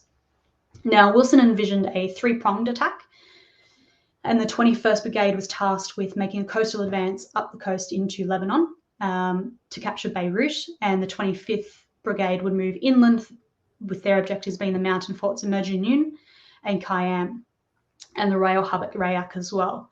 Now, the Australian advance would be complemented by Indian and Free French forces, making up the third prong, and that would come in as well and attack on the right and advance through there and capture Daraa, Quneitra, and eventually Damascus in Syria. Now, a further push north to the oil pipeline, because there was a pipeline that ran into Haifa and into the Mediterranean, which was a massive thing for the naval supply. And it ran between Tripoli, Homs, and Palmyra, would also follow a successful establishment of a line between Beirut, Rayak, and Damascus. Now, on 8th of June, British, Australian, and Indian and Free French forces crossed the Palestinian border in the early hours of the morning. So Blamey at the time feared that the operation would meet more substantial resistance. So at the time, they didn't think that they would meet resistance. And the Free French, who also, of course, supported the campaign because they wanted to take back control, they seemed to say that we expect to wave a white flag and they'll surrender and we're all happy-go-lucky, free French, everyone, and it'll be fine. It was the complete opposite. The terrain, again, like Greece, proved a complete schmozzle, and they met with heavy resistance. But after just over a month of this hard fighting, and quite often they lost and regained towns over and over again, they eventually made it to Beirut, and the city of Damour fell, and then the Vichy French commander, General Henri Dentz, agreed to a ceasefire, which concluded the Syrian-Lebanon campaigns in July. And Dean Murphy speculated that the reason we're maybe not talking about it more is the enemy is Vichy France, and we don't kind of like to acknowledge the fact that we're fighting the French, because we don't like to think of them in the sense of an enemy in the same way when we're fighting the Germans. They're a recognizable, obvious bad guy, but Vichy France gets a bit more complicated, as we discussed with Michael Nyberg a few weeks ago. So it could just be for that reason alone that the books about us killing the French don't kind of sell as well as books about us killing the Germans, essentially. That is a big part of it. So there's this whole kind of just weird position where you're fighting alongside Free French people against Vichy French people who, for all intents and purposes, to an Australian soldier, are the same. Yeah. You're trying to do that while your government's maintaining relations with both Vichy France and the Free French government in exile and its subsidiaries around the world. It's a really complex issue, and Australia, which has come out recently, our relationship with France is a bit airy at times, but it's the Syrian-Lebanon campaign is seen as kind of a sideshow. It didn't kind of do anything, and they say it didn't do anything because now in hindsight we say, well, Germany was never going to invade the Near East. It didn't matter, but they didn't know that at the time, and that's the key. But in the last 60 years, it's kind of just fallen into this black hole that. Well, we've talked about that a lot, about the things that we now know weren't a threat, and we can say that completely wasn't a threat. Perceived threats are very different. There are many. I mean, the example I always use, the rather silly example, is the perceived threat of the Luftwaffe dressing up paratroopers as nuns and dropping them into Britain. It sounds absolutely ridiculous, but this was something that in 1940 was discussed by politicians. Were discussing it as a valid threat. We know it's ridiculous now, but it doesn't mean it wasn't seen as being a threat at the time. And that's where, like, Turkey's getting involved with one or other country maybe doesn't seem significant now, but there were times it was considered a threat. And the fighting here in Lebanon could have gone a different way. We know it didn't, but that doesn't mean it wasn't a threat at the time. And it's important to acknowledge that some of these campaigns that kind of, in a sense, wither on the vine doesn't mean they weren't going to go a different direction if things hadn't changed elsewhere. Exactly. And on that, though, a little diversion, but the idea that the perceived threat was worse is the idea that in Australia there was this whole problem against the Italians and the fear of the other and the enemy within, and it spawned all sorts of vitriolic stuff coming out and the threat that they posed and that they were going to take Queensland for their Il Duce and things like that. But there was this one story that always stuck with me. And that was that there was a threat assessment written by the Australian military's Northern Command that considered the threat posed by a German woman who had a farm next to the Northern Command, and they thought that she was training her chickens to make visible signs from the air that this Japanese bombers could then use to target Northern Command. Wow. And this is a proper threat assessment that was written and logged and addressed. Wow. Yeah, that's so. This is what fear does. That's what fear can do. That's that paranoia that America has later Yes. of the Japanese, invading Hollywood, that kind of thing that Steve Spielberg made fun of in his film 1941. It seems ridiculous now, but this paranoia and fear can drive people to believe all sorts of things, and extraordinary stuff. And and of course Barbarossa ends up overshadowing everything else, and we now realize that Barbarossa was inevitably going to happen, but and we don't always think about how much Barbarossa affects the Mediterranean campaign, because we think of it more of the northern and pushing towards Lithuania and Estonia, but when you look at Barbarossa, it's a massive great north-south line moving across the Soviet Union. It had huge implications in the Mediterranean theater, as it did for the everybody's thinking globally. And not that we're going to go down the rabbit hole of talking about Barbarossa, because that's one we're not going to get ourselves out of, that one there. But everything is connected. I think that's the point we made at the beginning of this, that is more relevant than ever, that every one of these smaller campaigns has a huge effect on the big chessboard. But we're moving on. So, and then there's a picture of the elements. Free French and Australians. It's an incredible story. Yeah. So they actually, I can't remember his name off the top of my head now, but one of the Australian officers who stayed on after the invasion of Syria was complete, and they occupied Syria throughout the war. He was eventually given a Croix de Guerre after the war for his work with the Free French and his relations with them in keeping that relationship going. So it's something that was quite strong, and sometimes soldiers themselves felt that it was a thankless war for a thankless people, is the quote that they used. But I know Smalley just made the point there that there was eventually the campaign to get the Africa staff of men who'd fought there. So it was, they were recognized officially, thank God, because it doesn't matter where you may lose your life for your country in a nondescript part of the world, but you've still lost your life in the service of your country. Whether or not that engagement has any global impact or not doesn't change the effect to the family, doesn't change the fact that you still have a grave above your head on the ground. That's irrelevant and important to remember. Yeah, and that's the thing. One quick thing with that is that in the actual roll of honor note for Syria and Lebanon in the Australian War Memorial, for example, it doesn't mention Lebanon. It's only Syria.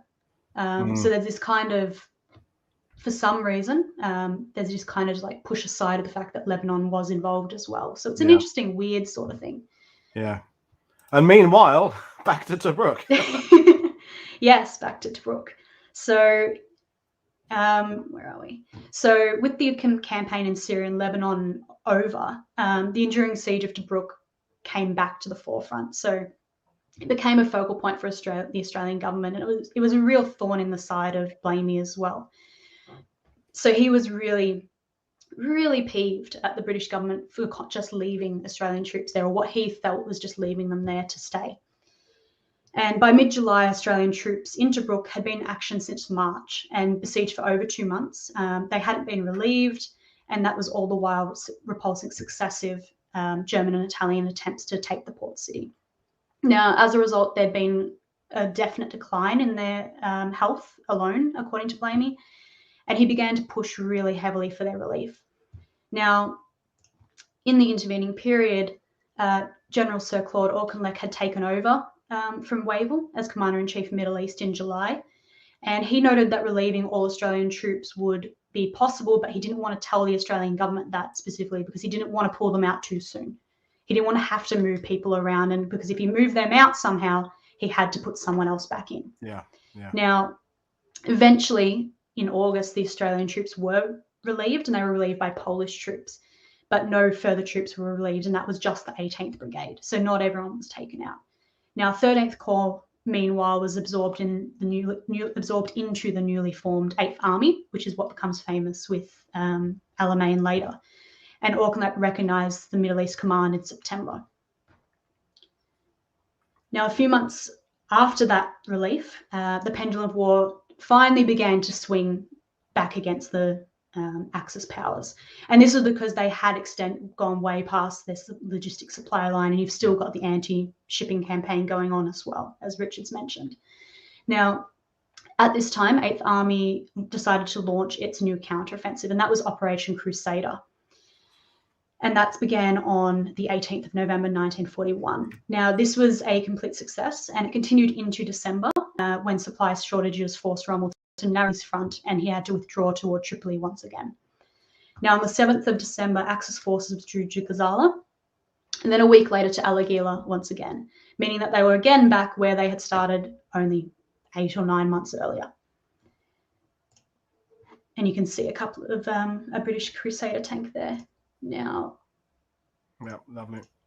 At the same time, while this is ongoing, you start to see everything change. The war in the Pacific comes as they expected. Now, developments elsewhere seriously affected the prosecution of war in the Mediterranean. When Japan went on the offensive against the Philippines and Pearl Harbor, and it had an immediate effect on Mediterranean operations from an Australian perspective. So the question of recalling Australia's 3 divisions was immediately raised. And the British government actually offered to send the 6th and 7th Division back, and they did go back. But the question of recalling the 3rd Division, the 9th Division, that was a much more contentious position because it was experienced. It was embedded in the Northern African campaigns, and it was very much required, because the thing that needs to be remembered is that at this time, Britain doesn't have troops to spare and move around. It can't simply take a division out and put them in. And Britain was also worried, the British government, that if you allowed Australia to leave, New Zealand would leave, which means that you're losing 4 divisions, not only 1, 2, or 3 Australian ones. So that was a big concern. And Australia, when it went to war in the Pacific, there started to become this call for experienced troops. The Australian citizen military forces weren't experienced at the time, of course. They weren't necessarily as well equipped as they should be, and they weren't prepared in that sense. So they wanted the experienced, blooded troops from the Middle East who could come in and create that kind of just that experience based for these green troops that were going to be sent out. Now, Prime Minister John Curtin, who'd taken over from Prime Minister Menzies at this stage, he was a new Labor government. He replaced the Conservative government. He petitioned for Australia to realistically look at its perilous position in the face. He recognised that Australia was in probably the worst position it had been in a long time. And within a few weeks, the transfer of the 6th and 7th Australian divisions were enacted and in place, and they were set in motion. And meanwhile, the light cruiser HMS Hobart was sent to the Mediterranean as well, and that relieved Perth. And HMAS Sydney had already come back, but sadly had been sunk in November 1941. Now, we're going to come to imports and exports and economy as well, the economic implications as well, which are, again, when you sent me the PowerPoint, incredibly fascinating. Yes, so this is something that it's kind of my little niche that I've got into at the moment, but there's this whole idea that 3 months between December 1941 and March 1942, that kind of changed the whole pivot for Australia, and that the Mediterranean suddenly fell off kilter, went behind the scenes, didn't matter, and that it was all about the Pacific, which in a sense, the Pacific was now a big threat. But at the same time, the early campaigns in the Pacific War also made the Mediterranean more important, and this is why. You can see here a table showing the imports of petroleum into Australia. And the thing with Australia is it didn't produce its own petroleum. It only had a couple of refineries and it shut them down. It was also reliant on bringing everything in by shipping. So during the war, the British Ministry of Shipping and the Australian equivalent all focused on short legs. So they wanted to make the most of their limited shipping capacity. And they also were focused on bringing in refined petrol so that they wouldn't have to refine it themselves. So this is what you see here, what refined petroleum or white oils rather than crude. So there was crude being imported, but not in as a high amount. Now, when Japan went through Southeast Asia, you can see here in between 1938 and 1941 on the left under Dutch East Indies, that was our major source in Australia of fuel. And if anyone's been to Australia, you know how big it is. Australia was very, very heavily reliant on road transport and fuel, even before the war. Throw in a war where you need to supply your industry and everything else as well. And a lot of these products were also used as lubricants and other things, not only for fueling engines and whatnot. Suddenly you've got a really big crisis. And you'll see that when the Dutch East Indies were invaded and captured, kind of that 1941 to 1942 bracket, then you suddenly drop down after that. And the same thing happens in Malaya and British Borneo. Yeah. And where you have that, you have a commensurate increase in Iran and Bahrain, or Bahrain now. And you see this go up, and you can see also the USA shipping that comes in. Yeah. But a lot of that, unfortunately, I haven't got into the file specifically yet, but my hypothesis is that a lot of that is actually coming into Australia, but it's going straight back out to the Pacific, because Australia becomes a base for the US forces, and a lot of that's coming out and going back in. So the same thing happens with rubber. So rubber comes from Ceylon, or modern day Sri Lanka, comes to Australia. We manufacture it into tires or suits or whatever it might be, and then it gets sent out to the Pacific again. So it's not necessarily getting kept in Australia for our industry and economy itself. And Australia starts calling out requiring oil at the time. And at the same time, Britain was down to, at some points, only 3 weeks of petrol. 3 weeks of fuel. And I think, I can't remember if it was Carl James or Philip, but you know, Australia is feeding 1 million Americans by the mid-part of the world, and your population was only 8 million or something in 1940. Yeah, it's so very small. There's an extra 15% of mouths that need feeding, and not just feeding. This is military men who need food for performing warfare. So the strains on your country in terms of just the production and food is something that needs to be considered as well. Yeah, and at the same time, there's this idea that because of what happens in the Pacific, that the Mediterranean doesn't matter, but the oil fields in Iran and Iraq become very, very important. And there's a communique Churchill sent to Australia at one point that said apparently 60% of fuel that went to the Pacific came from the Middle East. It didn't come from elsewhere. Later in the war, you start seeing it come in from the West Indies and Venezuela and South America. But in this crucial kind of 1940 to 1943 period, when everything's in flux and nothing's at all certain, that's when it really mattered. And at the same time, you're trying to resupply Russia through the Middle East. This is and great again, analysis, that's with oil Nicole. and Such everything. good stuff. And so we're back to the public opinions and bringing back Australian troops and pressing needs. So yeah, wonderful stuff.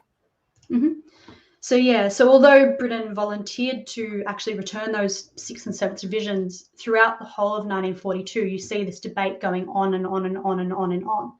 And Curtin requests multiple times to bring the 9th Division back, but it doesn't happen. President Roosevelt and Churchill both push back and say, we'll swap you this division here for your division, and we need to wait until we have this force to go in here, and you need to do this and that and everything else. And eventually, it takes a year to do it, but eventually it does happen. But it does delay over and over again. I can see the British point of view. It's the analogy I'm going to use is that when you're kind of at school and one kid says, you're going out, so you're playing sports, it's a really cold day, and one kid says, I'm getting ill, can I go inside? You let one kid go, and then suddenly the whole class is asked to go, and suddenly you're left on your own on a football pitch. And at this point of the war, it's not just Australia and New Zealand that are bolstering the Allied force. We've got troops coming from Poland and South Africa and the people have escaped from Free France and Czechoslovakia. And if we start letting everybody make their own decisions and pull their people to where they want to put them,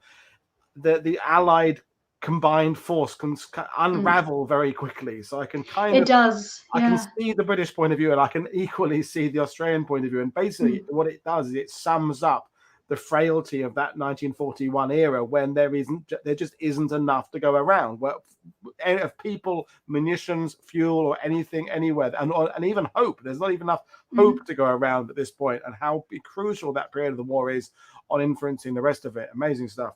Yeah. And at the same time, you've got to consider that Britain has just gone through the hardest year of fighting in the Mediterranean. The war's not won. It doesn't want to lose some of its most experienced men. And the Battle of the Atlantic as well is not going entirely our way at the point. So and you've got a new front in the Pacific at the same time. You're losing Singapore. You're losing everything there. It's not the time it's a low watermark for the British Empire at this point, really. Well, as it is for everybody. I mean, extraordinary stuff. And so Tobruk again.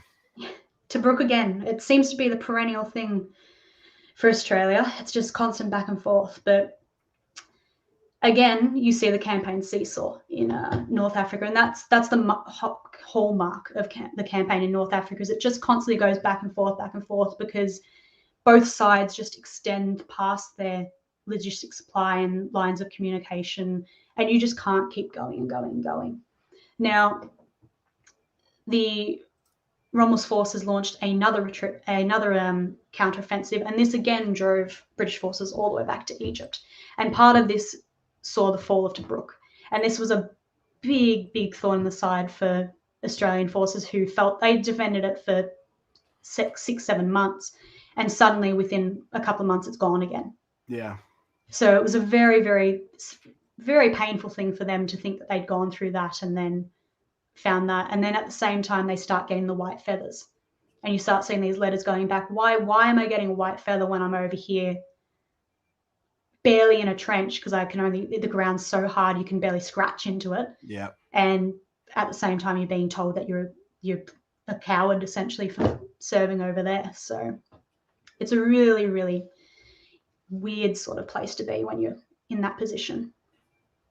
No, it's and again, I refer to again the fact that they're getting white feathers and the public opinion again was so strong. I hadn't really fully taken that on board as a Brit, because I think with British, we have a different vision of the North Africa campaign. We've kind of somehow made to forget the early bits of shit, and as we'll go on to El Alamein in a minute, we've somehow just eradicated the bad stuff, and it all just, once Montgomery gets there and starts kicking Rommel's ass, that's the kind of the British memory of North Africa, and which is it is not that didn't happen, but we were able to just blot out all the crappy stuff. But for the Australians, because the crappy stuff was so integral to your formation as well, because as we talked about with Mark yesterday, during the siege of Tobruk, that's when the 9th Division becomes a competent force. It went out there kind of under-trained, under-equipped, and became a really good unit there as they worked out how to do things. So it was the basis of what everything you did well later comes out of that early period when the tide was going against the Allies, but actually it created the dominant Australian military force that was to be so influential later. So it's an interesting paradox that it has you have both a negative view of it and a positive view of it. It is. The funny thing with national memory in general is, for example, Australia is always focused on Gallipoli. It was a loss for all intents and purposes, but Australia is very focused on that.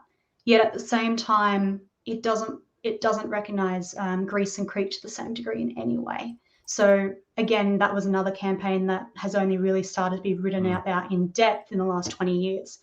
Whereas New Zealand has focused very heavily on the Battle of Crete specifically as their kind of counterpart to Gallipoli, whereas New Zealand doesn't focus on Gallipoli the same way. So it's an interesting kind of dynamic as to why people remember certain things, even though they have similar sort of outcomes. And how it's not constant. You know, Britain's attitude to the Battle of Britain, as Alan Allport explained a few weeks ago, has ebbed and flowed and changed over the years. It's not been constant, and Australia's vision of Gallipoli or Kokoda has not been constant.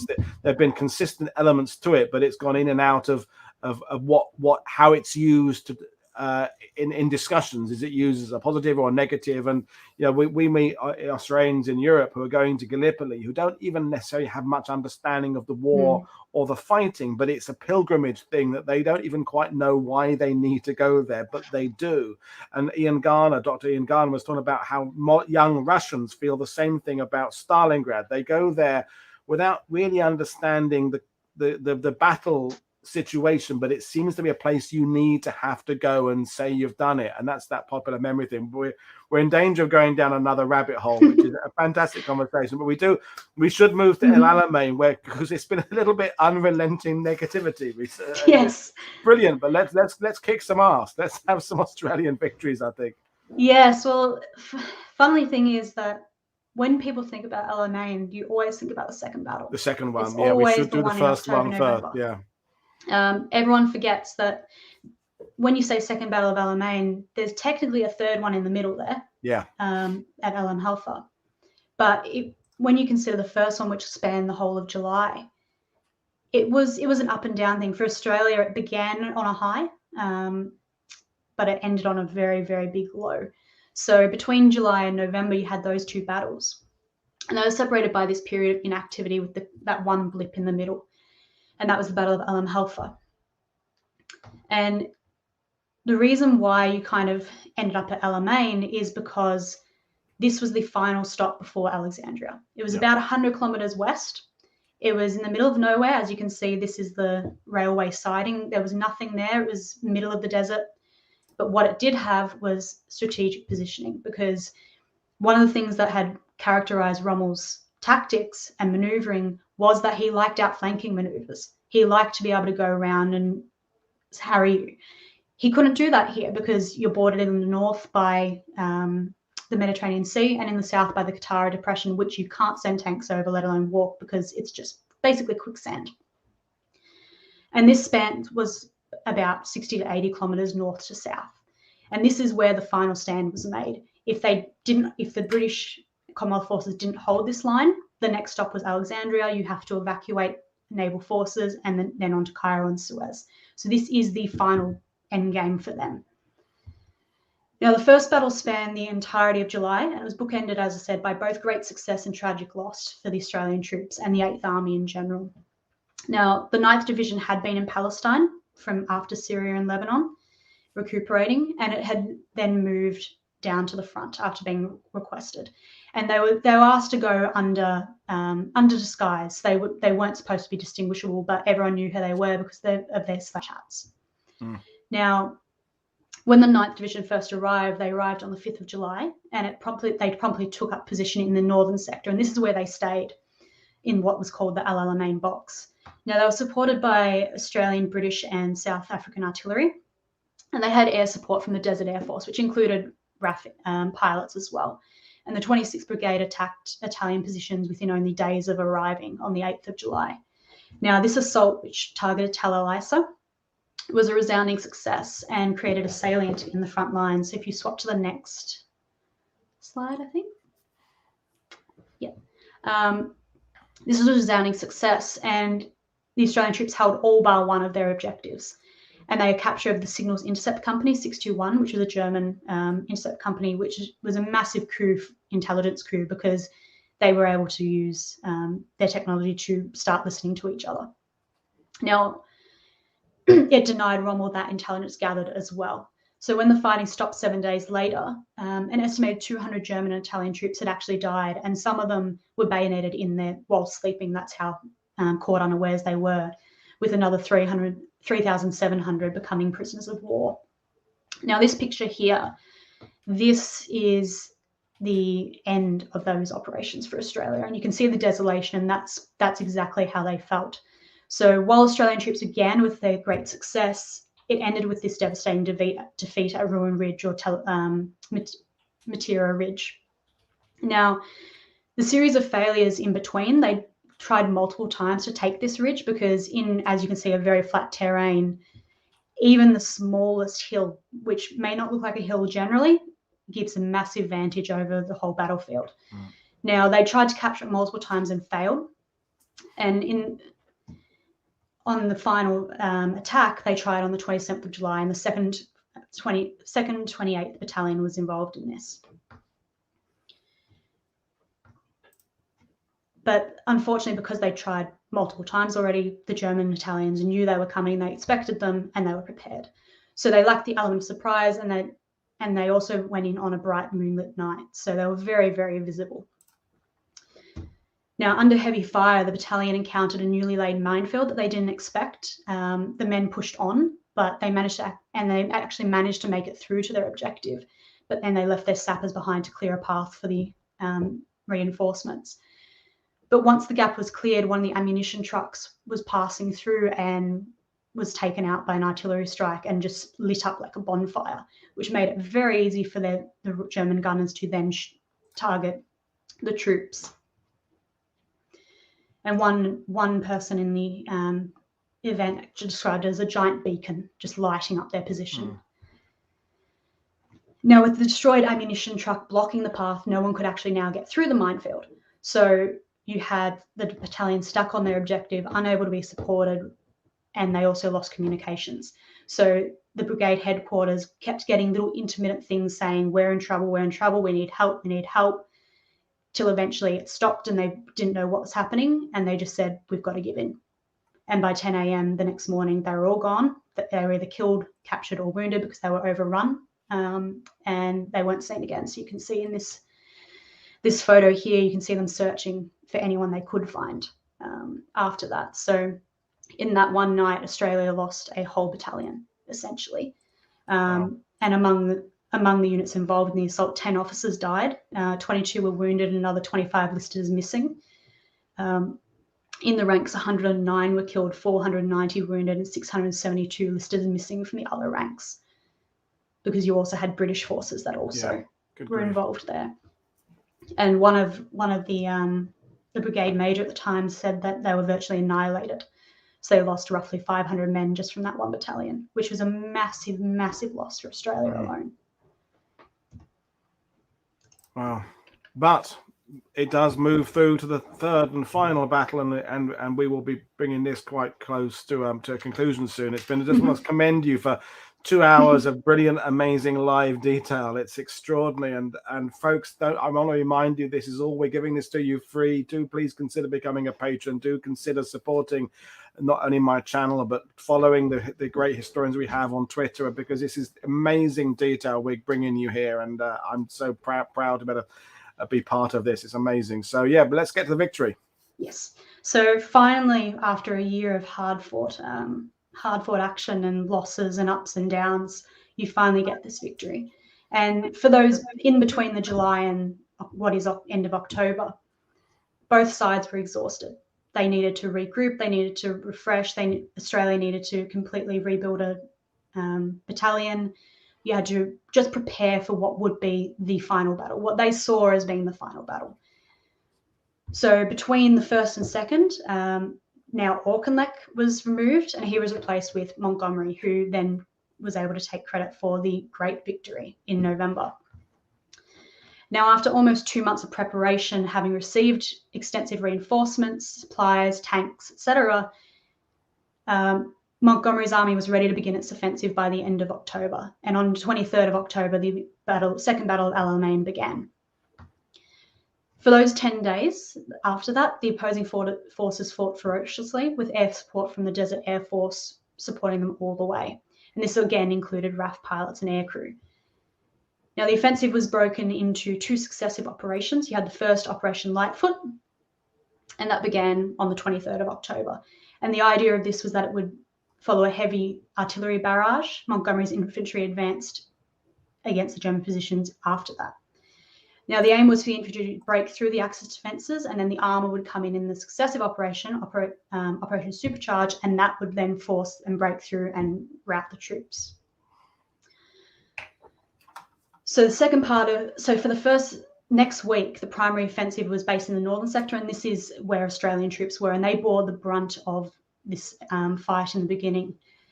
And on the 29th of October, Australian forces inflicted the heaviest casualties, leading Rommel to redeploy his armour from the south to combat the threat north, allowing the south to be weakened and allow for a push through.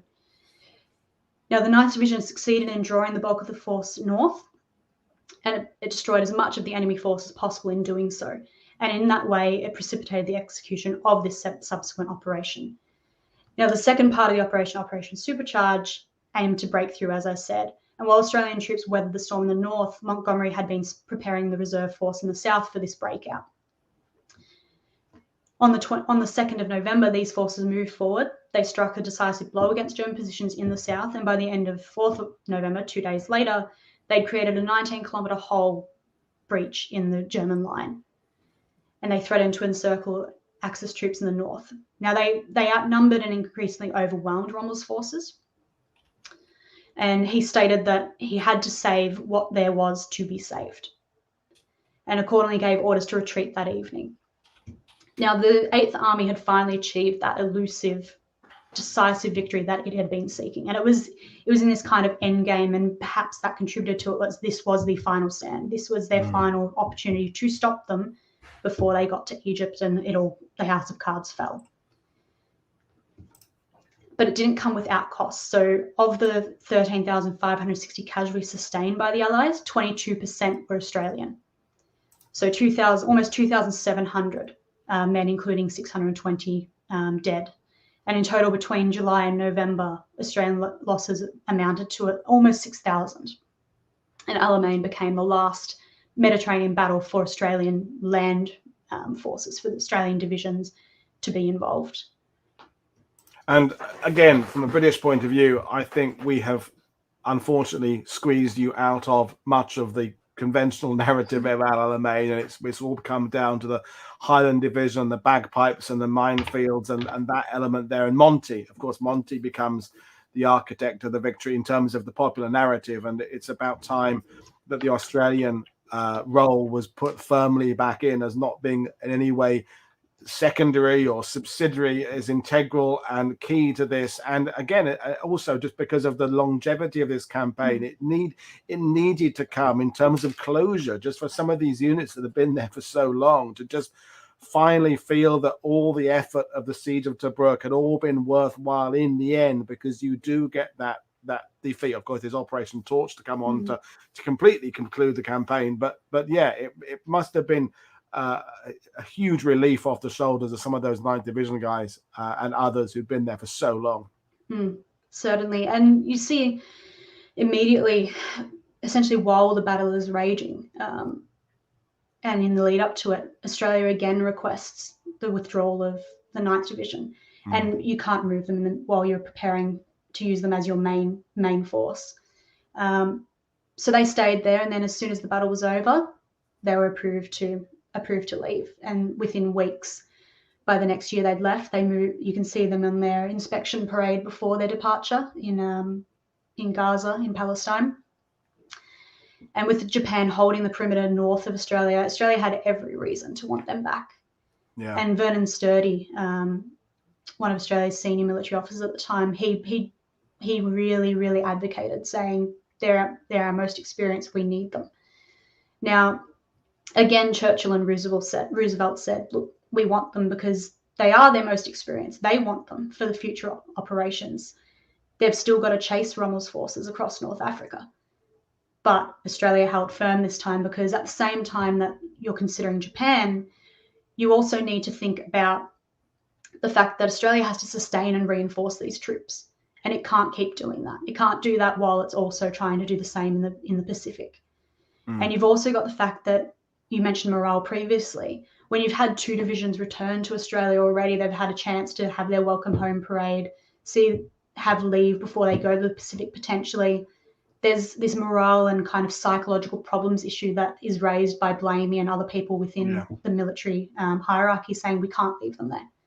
And it came up earlier in the sidebar, Nicole, is that there have been another rabbit hole we could go down, is there have been subtle changes in the way Australia has been governing itself, and there is more control of their own navy. There's more control gradually, as is happening to Canada as well in this kind of process. You are becoming more self organizing in this regard as the war goes on. And so the Australia of 1945, if we roll ahead, was very different to the Australia of 1939 and consequently. So there's sense of the country definitely trying to maintain a course of steering its own destiny as the war goes on, because you've got more bargaining chips, I suppose. At this point of the war, you've got these units that are good. You can start saying, yes, you can have them, but on these conditions. We want this. You didn't have that ability to kind of negotiate earlier, but now you've got that position. So important, to understand. So we're going to just finish off with we've got the Air Force to bring in a little bit, haven't we? Just the minor story of all the strains. Just a very brief one, yeah. So essentially, the withdrawal of 9th Division in early 1943 is seen as the end of Australia's war in the Mediterranean. But as you can see in this photo, this is taken in Italy in 1944. Australia's war didn't end just when the land troops left. Yeah. The Air Force and the Navy remained there. So you can see these 3 pilots of the Australian Kitty Hawk Squadron was involved, and they flew operations over Yugoslavia in support of the partisans. They supported the invasion and operations in Italy. They stayed in North Africa. They stayed in the Middle East, doing support runs and things like that, and they kept going. Their story is lost because there is this overwhelming focus in Australia on the army. It's not on Air Force or Navy. So that's something that needs more work. It needs to be actually looked at and addressed. But they were there, and they still fought. Yeah, and again, we should remind people that we got Adam Lunny has done some work on that, but his books are not getting that wide readership, unfortunately, that some of the general histories do. That's that you get that with all the nations. There's the kind of popular histories that cover everything that everybody reads, and you get the second tier of books about particular units or particular squadrons, whatever, that kind of only the military geeks buy. And there's a massive difference in the sales figures of those kind of first tier books and second tier books, and it's hopefully with things like YouTube and podcasts and what have you, the stories will be told to a greater number of people, because it's important to cover this. And let's just talk about Hudson there briefly before we bring things to an end. That was my end, unfortunately. Okay, well, but that's a great example of the importance of the Australian Air Force and the Kitty Hawks and stuff, and we'll talk about that. But absolutely blinding stuff, Nicole. And it's for those watching, as they are people watching in the USA, and God knows what time it is in the USA right now, but who stay with this, it's fascinating. I'm finding it to learn about stuff you don't know. And I say Americans tend to not know much about Australian force in World War II. That has been the writing remarks, people coming in on the emails and comments this week, is how little they knew about that. British a little bit more, but we need to think of this as a global, like we fought World War II as a global war. We need to discuss it globally. We need to have Australian, British and American historians come together, panel discussions, conferences online, and talk about these on a combined front, because this nationalistic approach of Australians writing about Australians for Australians and Americans about Americans, it needs to change, because we learn more by putting it all together contextually. So I'm just going to remind people what we've got coming up next week and come back and say goodbye to you. So next week is a kind of random week of shows, which I'm still actually putting together. I think I've just about got the 5 shows lined up for last week. A couple of people dropped out because of commitments and things, but Kate Jameson's finally coming on to talk about Royal Navy traditions. David Harrisburg's coming on to talk about the myth of the clean of Air Act in World War II, so about atrocities in the Far East. George Bearfield about a Czech parachute operation in 1945 in there. So some Mark Turner coming back to talk about crimes and capital punishment of American military who were murdered people in World War II. That's a great one next. There's lots of stuff coming up. I'm going to get them fully listed on YouTube sometime later today, so they're ready for next week. So stay with us for that, and then we go into Aviation and Pacific Week, and then Italy at War Week, then Pearl Harbor Week, and then Ardennes 3 weeks. Lots coming up. So as usual, do consider supporting us via Patreon. $5 a month or something helps me enormously to be able to keep doing this full time through next year and into the future. Follow what we're doing on social media. But right now, the credit today absolutely goes to Nicole, because absolutely blinding presentation. 2 hours. I have been just gripped by it all. People have loved it. And it's just an important aspect to cover. And I've really, really enjoyed doing Australia in World War II. So I think definitely we can come back and explore one or other of these campaigns at greater length. This is an overview. But we could do a deep dive. I'm definitely going to do El Alamein week sometime. Probably this time of year next year, I suppose, on the 80th anniversary. But we could maybe the Lebanon and Syria is worth exploring in greater depth. So if you'd like to come back at some point, we would be happy to have you. Brilliant. Well, that's it then. So this is Paul Dad for World War II TV saying nothing now for the rest of the day, nothing for the weekend, but I will see you on Monday with a kind of week of random programming. So I, for one, have thoroughly enjoyed bringing you Australia's history in World War II. Keep watching, keep sharing what we're doing, and I will see you all again. Have a good weekend, everybody, and let's hope Ipswich win again tomorrow. Thank you very much. Cheers. Bye.